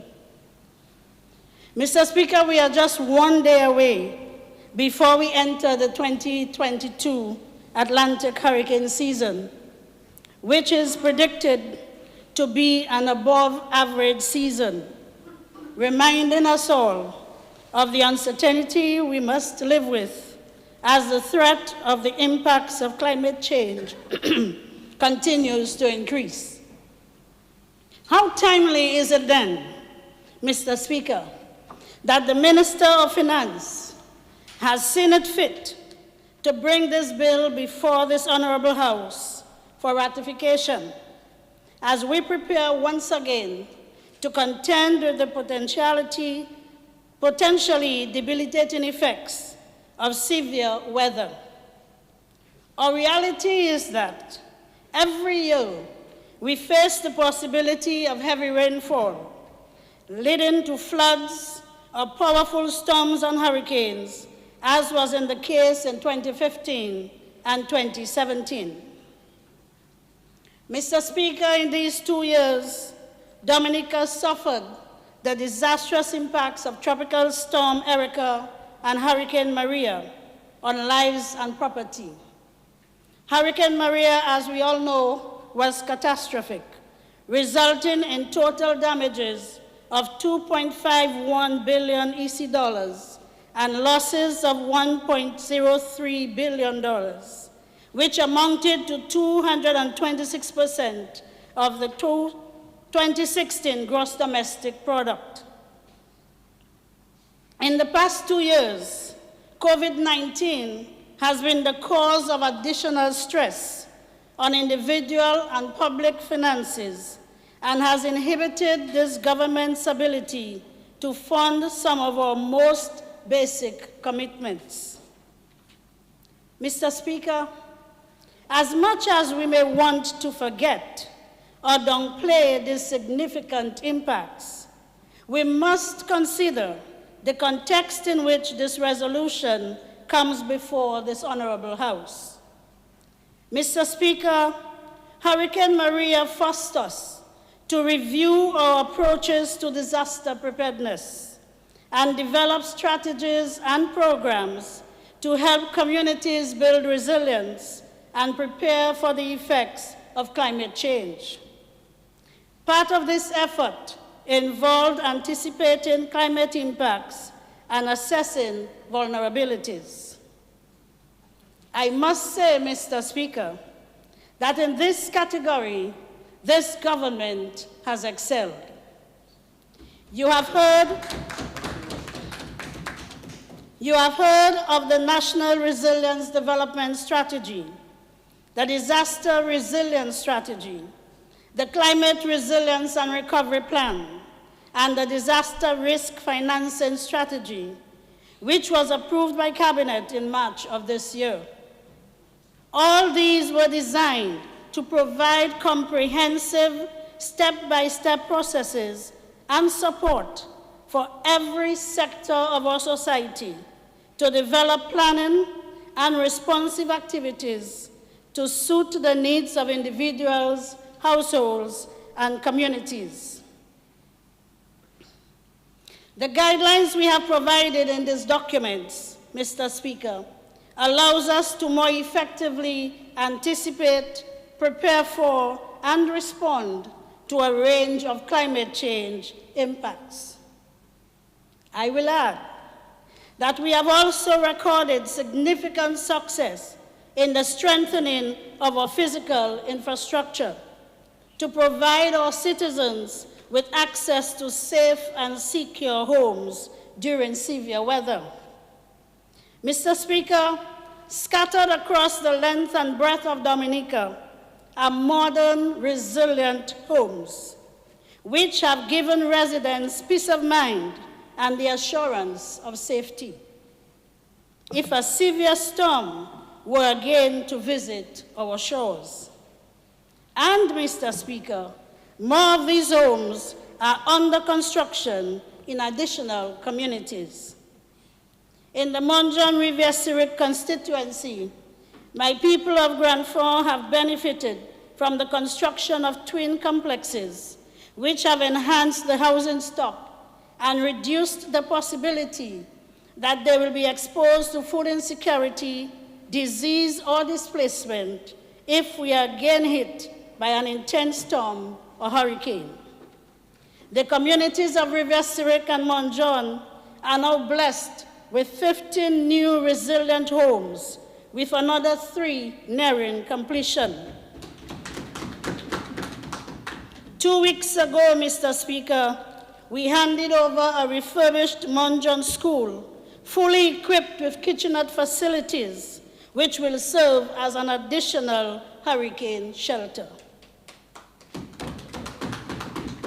Just last week, the government of Dominica commissioned 2 new regional emergency shelters in Cassibruce and Jimit.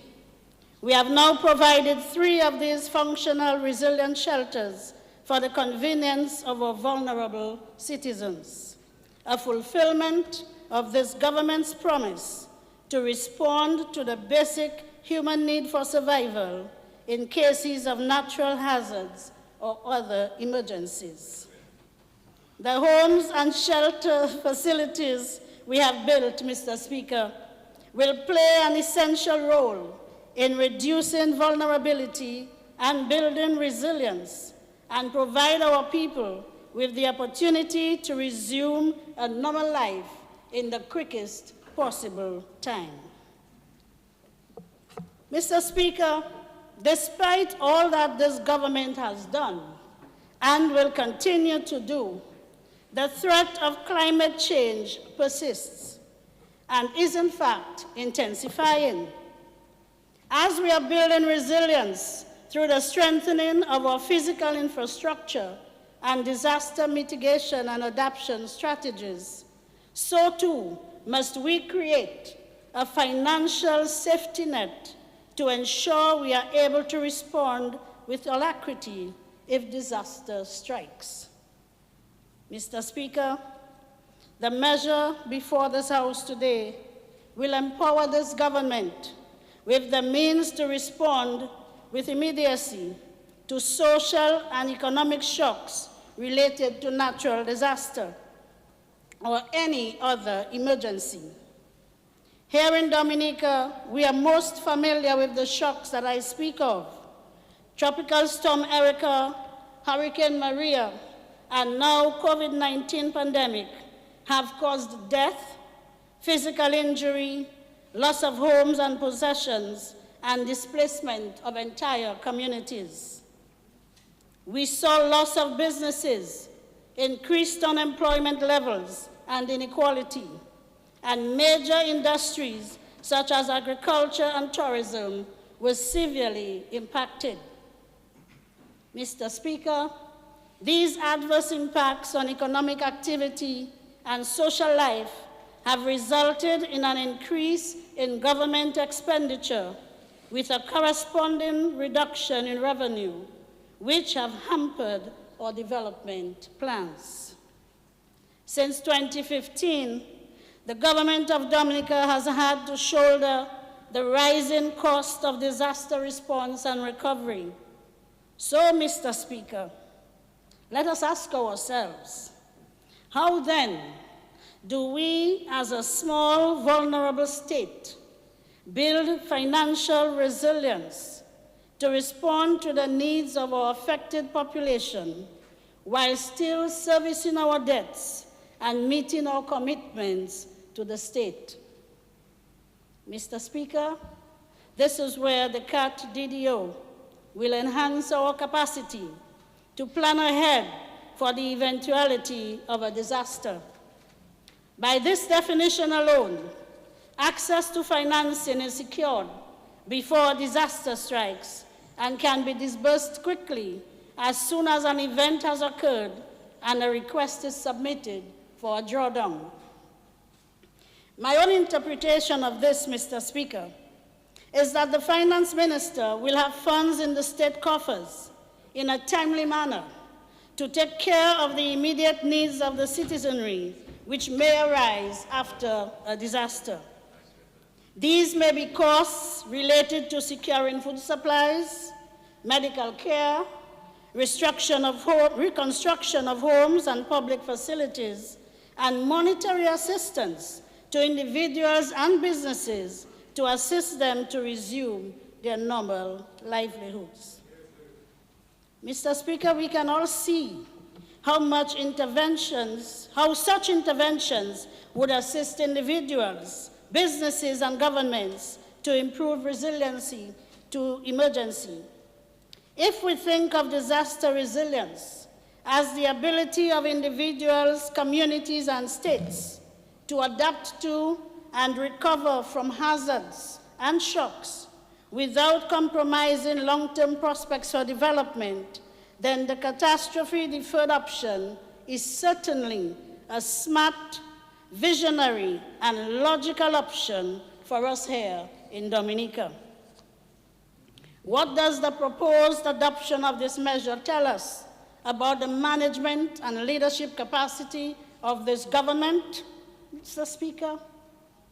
Mr. Speaker, it is plain to see. This is proactive leadership at its best.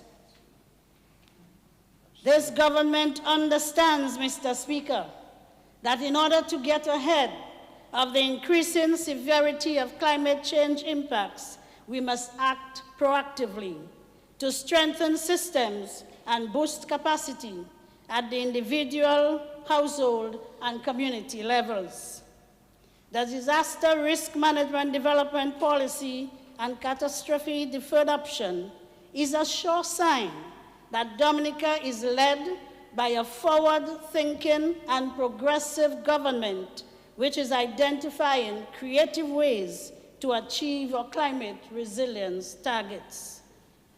Mr. Speaker, I see this measure as an expression of this government's unwavering dedication to the well-being of the Dominican people and its commitment to action to back up its vision to become and make Dominica the first climate-resilient country in the world.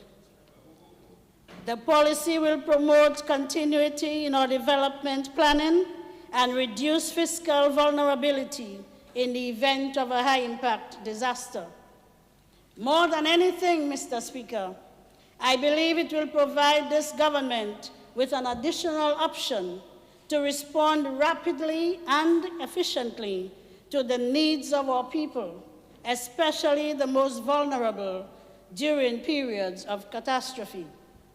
After all, Mr. Speaker, this government's foremost concern is always the happiness, the security, and the well-being of our Dominican people. Mr. Speaker, for these reasons, I once again place on record my full support of the measure before this House. Thank you.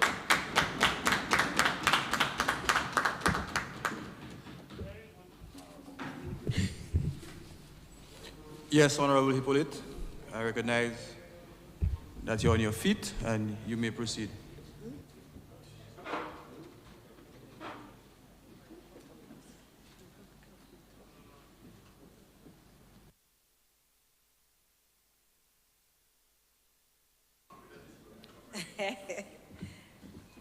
Thank you, Mr. Speaker. I rise to support the resolution for the authorization for credit facility from the International Development Association for financing of disaster risk management development policy with a catastrophe deferred option. The loan, which is authorized by statute under the Loans Act, is valued at US $20 million that is EC equivalent $54 million upon parliamentary approval and subsequent implementation. That loan will seek to strengthen government's legal and institutional framework to increase climate and disaster resilience in priority sectors, improve national fiscal capacity to respond to disaster and climate risks. This measure is in sync with government's recognition of our indisputable vulnerability to natural disasters, climate impacts, pandemics, endemic health concerns, other exogenous economic shocks. Mr. Speaker, our government has also declared our intent to build structural resilience, financial resilience, and post-disaster resilience. I need not remind this honorable House of Dominica's battle with hazardous natural occurrences. The experiences are pretty fresh, Mr. Speaker, in our minds, and there are important lessons that have been learned and are being learned. Mr. Speaker, the Dominican Labour Party administration, in its wisdom and foresight, has adopted a well-thought-of strategy to solve our economic woes. It is a multi-sectoral plan. The various concurrent policy of resilient revolutions are examples of our commitment to our people, especially the most vulnerable among us. The development and broadening of human resource capacity, massive infrastructural development, for example, our roads, schools, hospitals, and health and wellness centers construction, and yes, the international airport construction, coupled with creation of sustainable jobs, diversification of economic base, agricultural reform, and land reform, small business investment. However, these triggers of economic growth must incorporate a sense of morality to appeal directly to the many needs of the poorest of the poor and other challenged members of our community. Mr. Speaker, we remember the devastating effects of disasters on Dominica. And we heard earlier several mention of Tropical Storm Erica and Hurricane Maria. How can we forget, Mr. Speaker? But Mr. Speaker, I want to pause there and to say something while I'm on this point, on disasters. I heard Senator John Finn speak about several tarpaulins on people's homes and drains being blocked, Mr. Speaker. Mr. Speaker, we have to be practical. This government is the only government that has built resilient homes for the people of Dominica. Mr. Speaker, several apartments have been built. And if Senator John Finn knows about a drain that has been blocked, I understood that she has a truck, Mr. Speaker. She can gather some people, get a truck, and remove the debris from the drains, Mr. Speaker. We cannot come in this honorable house time and time again and talk about these petty things, Mr. Speaker. And we're supposed to be encouraging our communities to volunteer and do work. And I'm very surprised at Senator John Finn, Mr. Speaker. Mr. Speaker, Senator John Finn also spoke about inflation. But Mr. Speaker, let me remind her, she started inflation, you know. 1 fig for $1. 1 fig for $1. Mr. Speaker.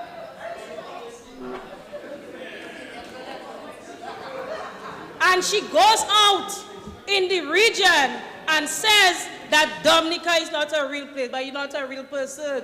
Because no one on this side, Mr. Speaker, would ever sell 1 fig for $1 in a time of disaster, Mr. Speaker.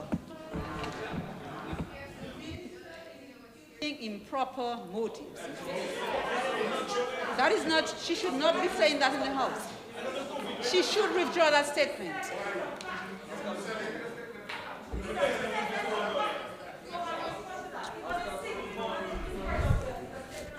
Honorable Member, I too know this to be a statement of fact. Excuse me?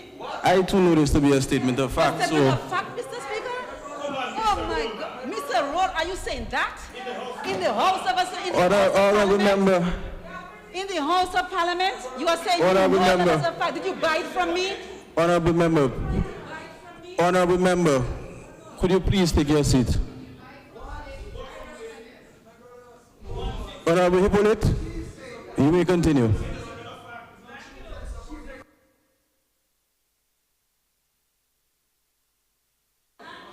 The international community, Mr. Speaker, had pledged several hundreds of millions of dollars in grant funding and assistance to us due to our vulnerability.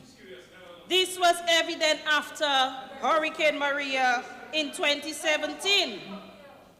We must not forget, Mr. Speaker, that if it wasn't for the proper management of the state's financial resources, we would not be able to effectively and in a timely manner implement rapid response strategy to meet the fundamental needs, Mr. Speaker, of our people. And thanks to the Honorable Prime Minister, who had the foresight and was saving $500,000 every month, Mr. Speaker, putting that aside. So as soon as Hurricane Maria occurred, we were able to mobilize, Mr. Speaker, food, housing, clothing, security, hope, Mr. Speaker, confidence in governments and peace of mind of our people.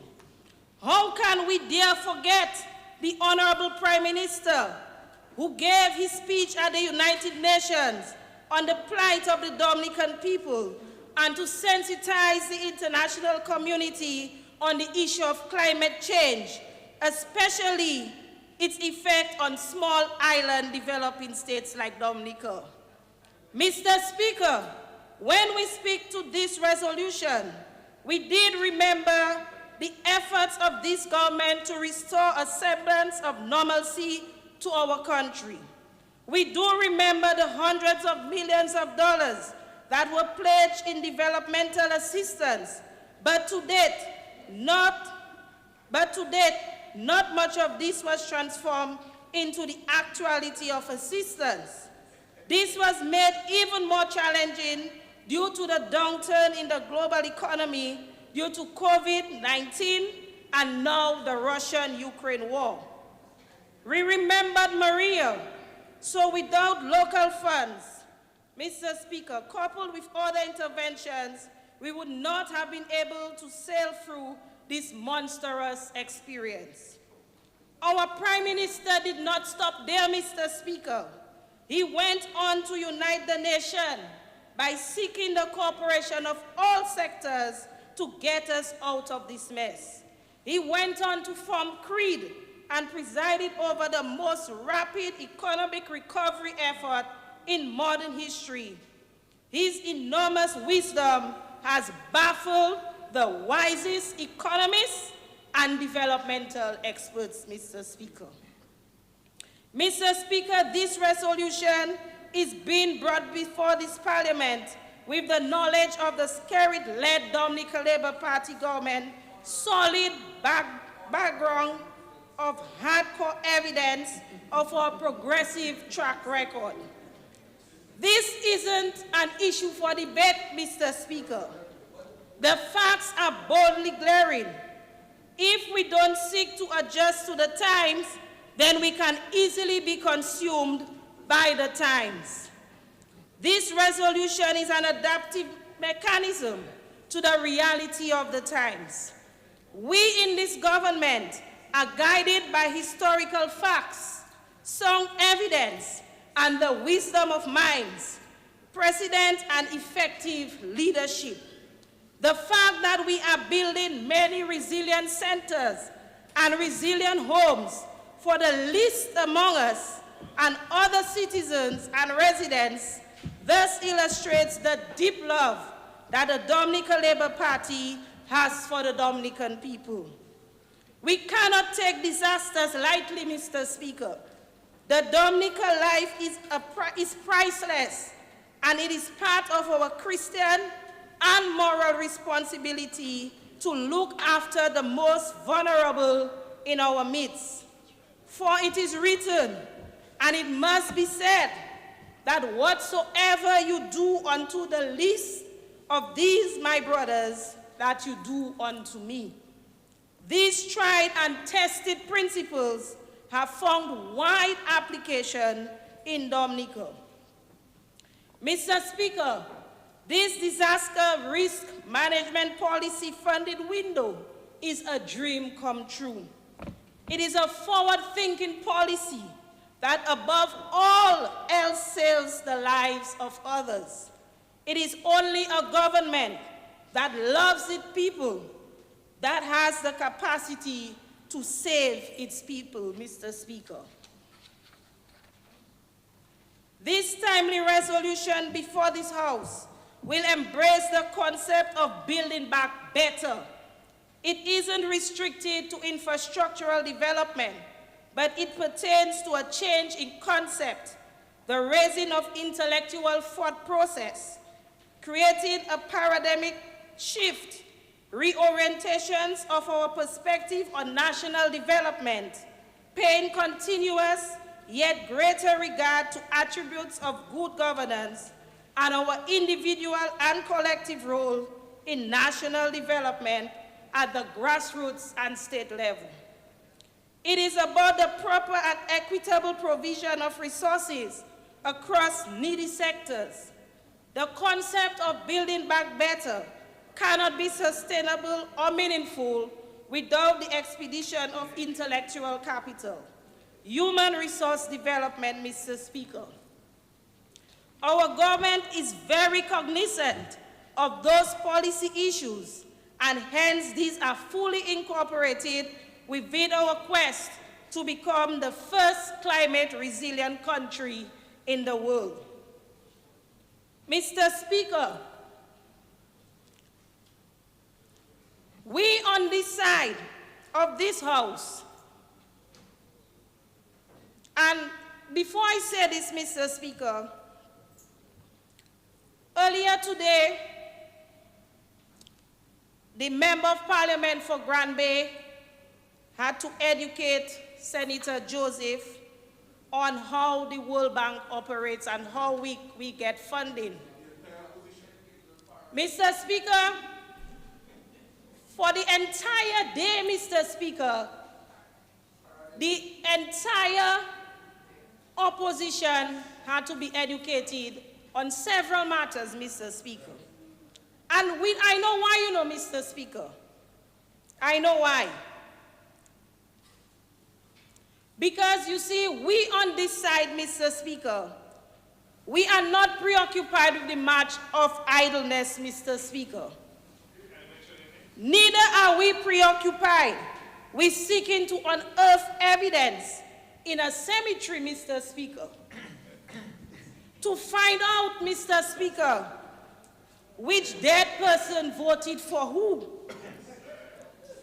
I don't think it would be parliamentary, Mr. Speaker, to say that the Workers' Party did so. Oh, no, Mr. Speaker, I'm not saying that at all. This would be imputing improper motives, and hence would be in a clear violation of the rules of this Honorable House. Oh, yes, and this in itself would trigger an angry, you see that, Mr. Speaker? But Honorable John is smiling, but always smiling, especially when he sees me, Mr. Speaker, yeah. Especially when he sees me. So they have a reaction, Mr. Speaker, from the other side. I really don't want to be judged guilty for a grave error in the yard, Mr. Speaker. It would be too political, hazardous to take that approach. But we are speaking resilience within a forward-thinking policy framework as seen through this sound resolution. Mr. Speaker, I also must refer to the issue of the pandemic, and we are fully aware of its deadly socio-economic impact. We are aware of the massive strain on our economy. Dominica is indeed unique because we have had a continuous series of disastrous events, the effects of which may remain with us for some time. The government has maintained its focus and creativity, and most importantly, has placed the needs of the people before everything else, Mr. Speaker. The challenges are enormous. Resources are not in abundant supply. Needs are being prioritized, and new approaches are being formulated. Your government is hardworking and God-fearing. We don't speak to perfection, but we try to pursue it to the best of our ability. The pandemic of COVID is like a pendulum.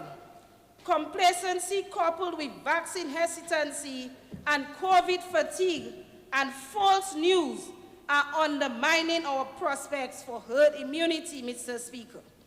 But your government is determined to win the war over COVID, and with the grace of God, we shall prevail. COVID shall be crushed, Mr. Speaker.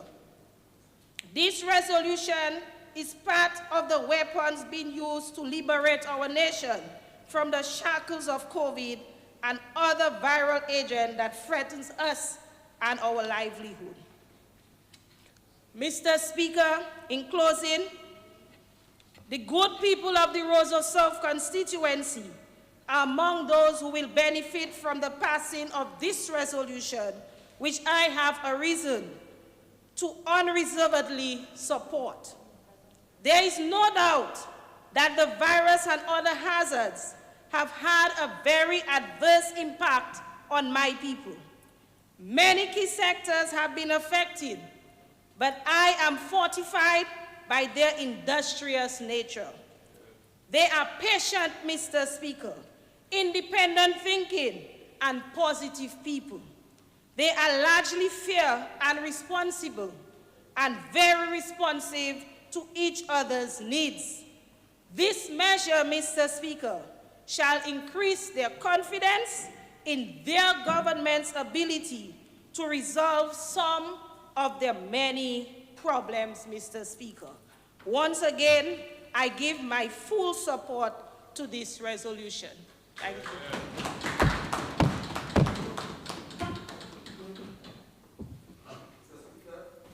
I move that this Honorable House be suspended until 7:15 this evening. 7 until 7 this evening, Mr. Speaker, 7 p.m.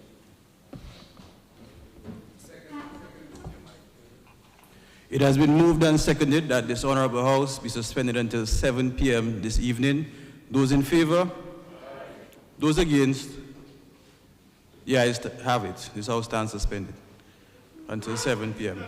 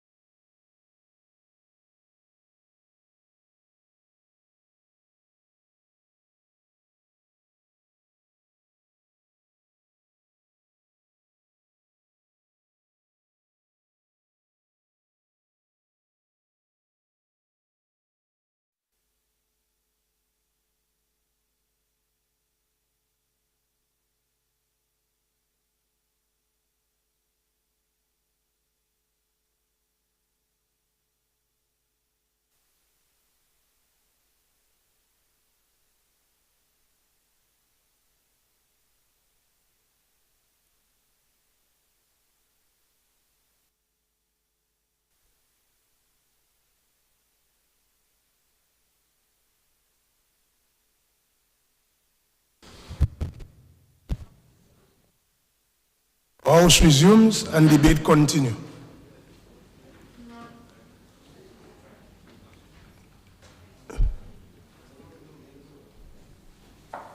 Thank you.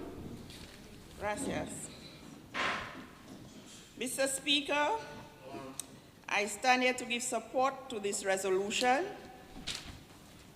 authorization for credit facility from the International Development Association, IDA, for financing of a disaster risk management development policy with a catastrophic, deferred, drawn down option ahead.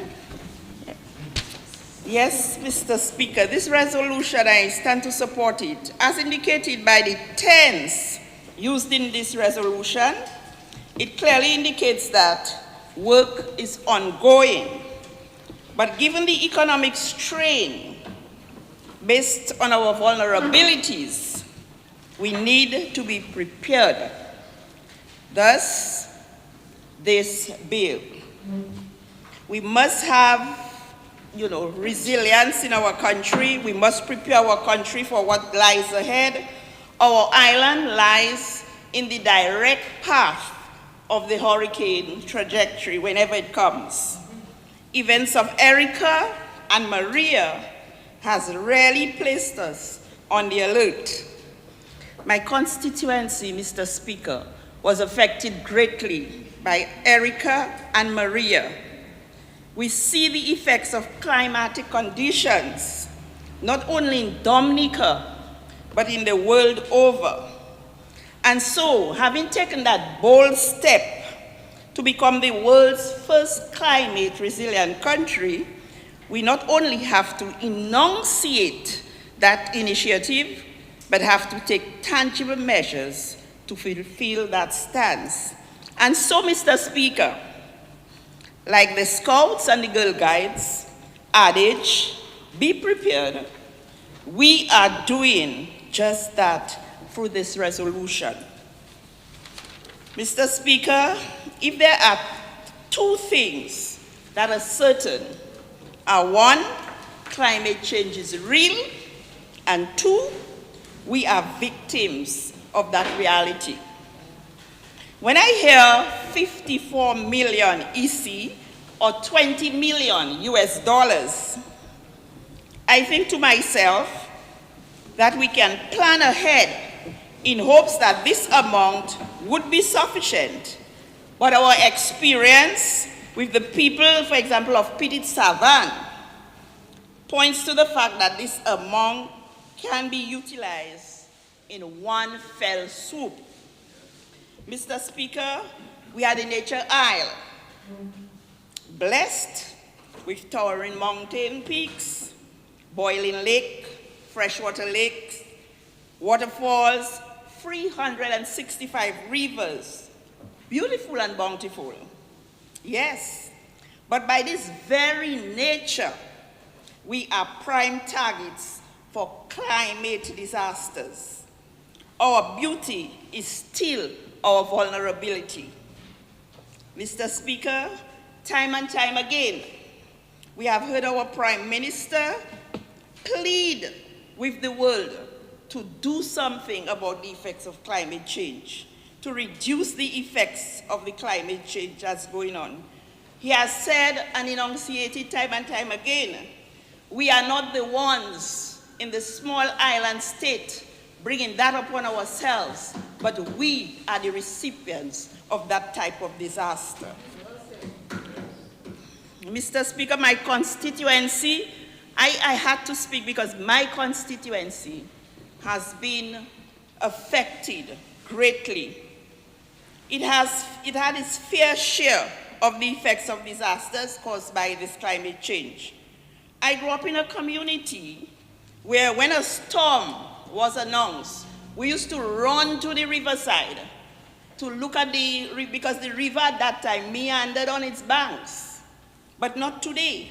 We'd go and see the overflow of the river, where we'd collect coconuts, stand by the river, and watch nature do its work.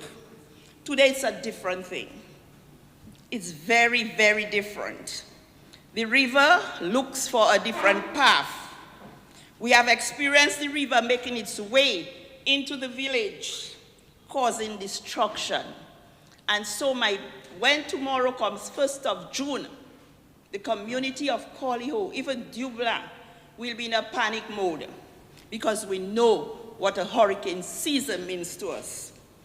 Today, as we prepare for the 2022 hurricane season, which is expected to be a very active one, as predicted by the specialists in that field, the community of Coliho, we are very thankful for the mitigating circumstance which this government has given us, a wall, a river wall, a very tall wall. Mr. Speaker, in the amount of $1.5 million. And so, when the rain comes in June, my people won't panic anymore. But because of that intervention, we will feel safer than we were before. Mr. Speaker, so too for the people of Dublin. For we suffered the loss of a bridge. We had one exit point. Today, although the project is not completed, a project in excess of $500,000, it's not completed, but we can cross the bridge, which is what we really need. Vehicles go across the bridge, and that is what we need. So we have 2 points of entry, 2 points of exit. And so I just want to say thank you so very much for this blessed assurance. Oh, Jesus is the Lord, to the glory of God the Father. Mr. Speaker, we will see with this initiative, we will see quicker responses. But we don't really have to use the money, that's there. But it's in case. So that's what this government does, preparing for inadvertent things to come. And so, Mr. Speaker, with this short intervention, I just want to say thank you so very much. With the right hand of the Almighty on our land, we will feel protected, and we will feel the divine intervention that because God loves Dominica. God really loves Dominica. Dominica is a place, it's a place after God's own heart. But the people, our hearts must be aligned to His, so that we'll execute love, we will share, and we'll be concerned for the well-being of our people. And so, Mr. Speaker, with this short intervention, very short, I just want to say thank you for this intervention, and I support it fully, and I know that my constituents, on behalf of my constituents of Collier, Dublin, Bioche, we are very happy with this intervention, because we can be rest assured that whenever something happens, we, as always, will have the backing of the government. Thank you very much. I just wanted to make an announcement that I received earlier, but I'd already done the announcement, but I received a letter on behalf of the Honorable Dr. Irvin McIntyre, seeking leave of absence because he's out of state on duties, and is requesting that he be excused from this sitting. So he's excused, and permission is granted for him to be excused. Just wanted to place it on the record. We can proceed.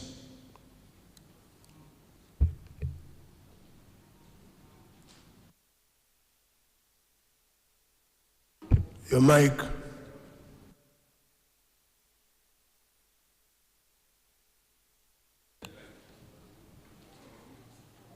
I stand to support the authorization for a credit facility from the International Development Association for financing of a disaster risk management development policy with a catastrophic deferred option. Mr. Speaker, every year at this time, we are faced with the hurricane season. We are faced with uncertainty as to what may happen, what we may face in the coming season. And And we pray to the Lord to spare Dominica. One thing is certain, though, that due to our geographical location, we are in the hurricane belt.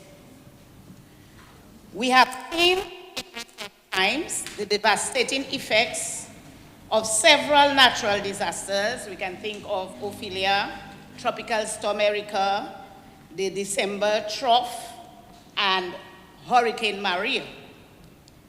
The serious damage of 226% loss of GDP, the loss of lives, property, infrastructure, and livelihoods.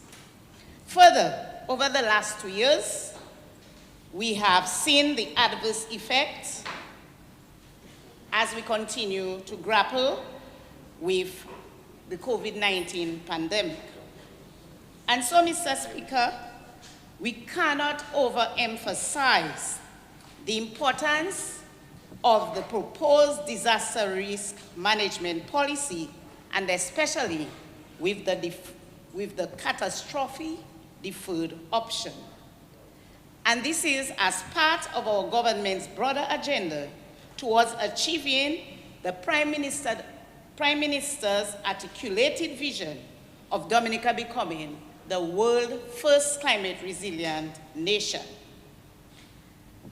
And this continues our tremendous efforts at ensuring the implementation of our plans and policies towards achieving this mission.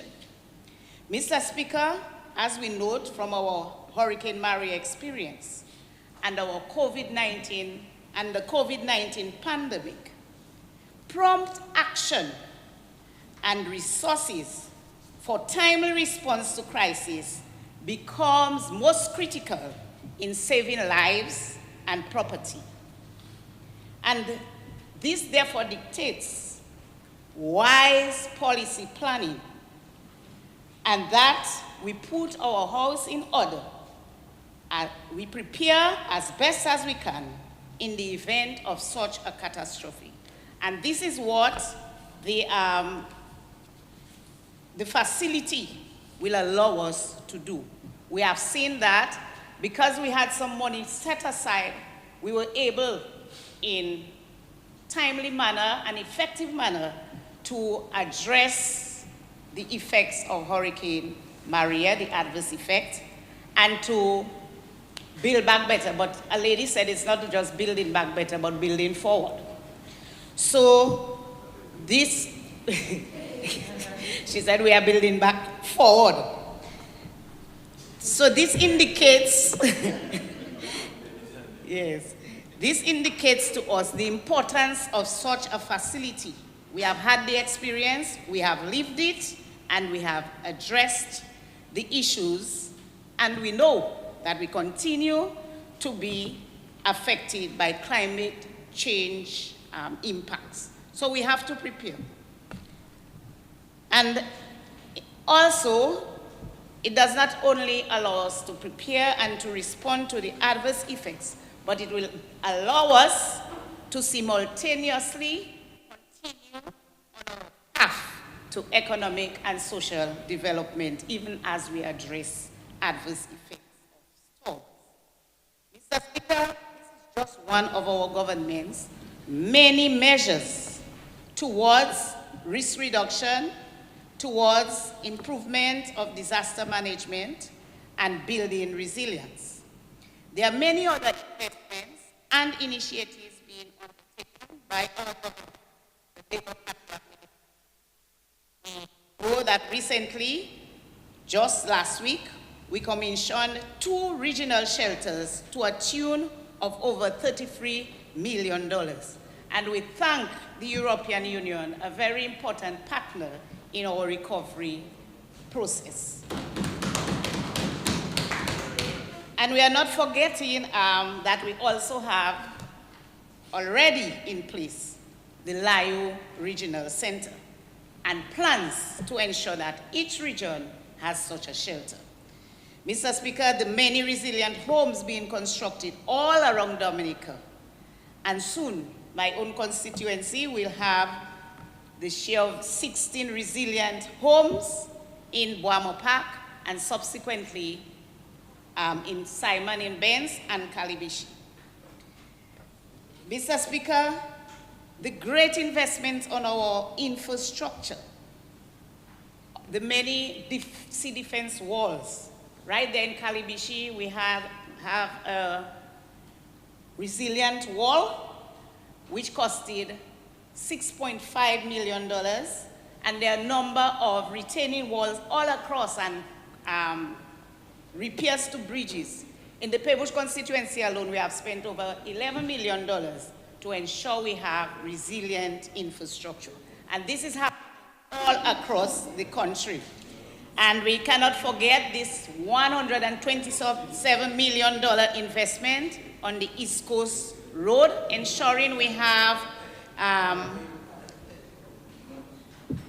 bridges, resilient bridges, road surfaces, replacement of culverts, resurfacing, and all the works, so we have resilient infrastructure. That is on the CPRB, not BNTF. Okay. This is on the...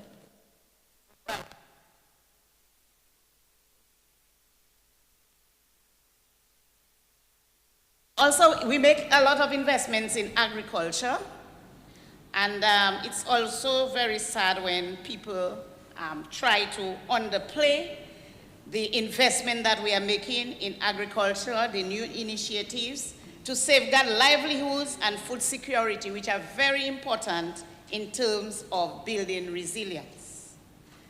And we can mention quite a number of these initiatives that I'm going to say just we do not only focus as well on infrastructure, but we have to ensure that there is collective consciousness, because you must have people's participation, people taking individual and collective responsibility if we are to become resilient. And through a partnership with CREED, the Ministry of Community Development, local government that has been working with CREED to ensure capacity building, training of trainers to administer psychosocial support, training in shelter management, in ensuring we have information systems, capacity building training as well for the personnel of managing shelters, among other activities we are undertaking within the communities to ensure that we have stronger and more resilient communities. Because after all, if we speak resilience, I, you, the opposition, every member, every community person, every family has to be involved and take up that responsibility. So, Mr. Speaker, as I said,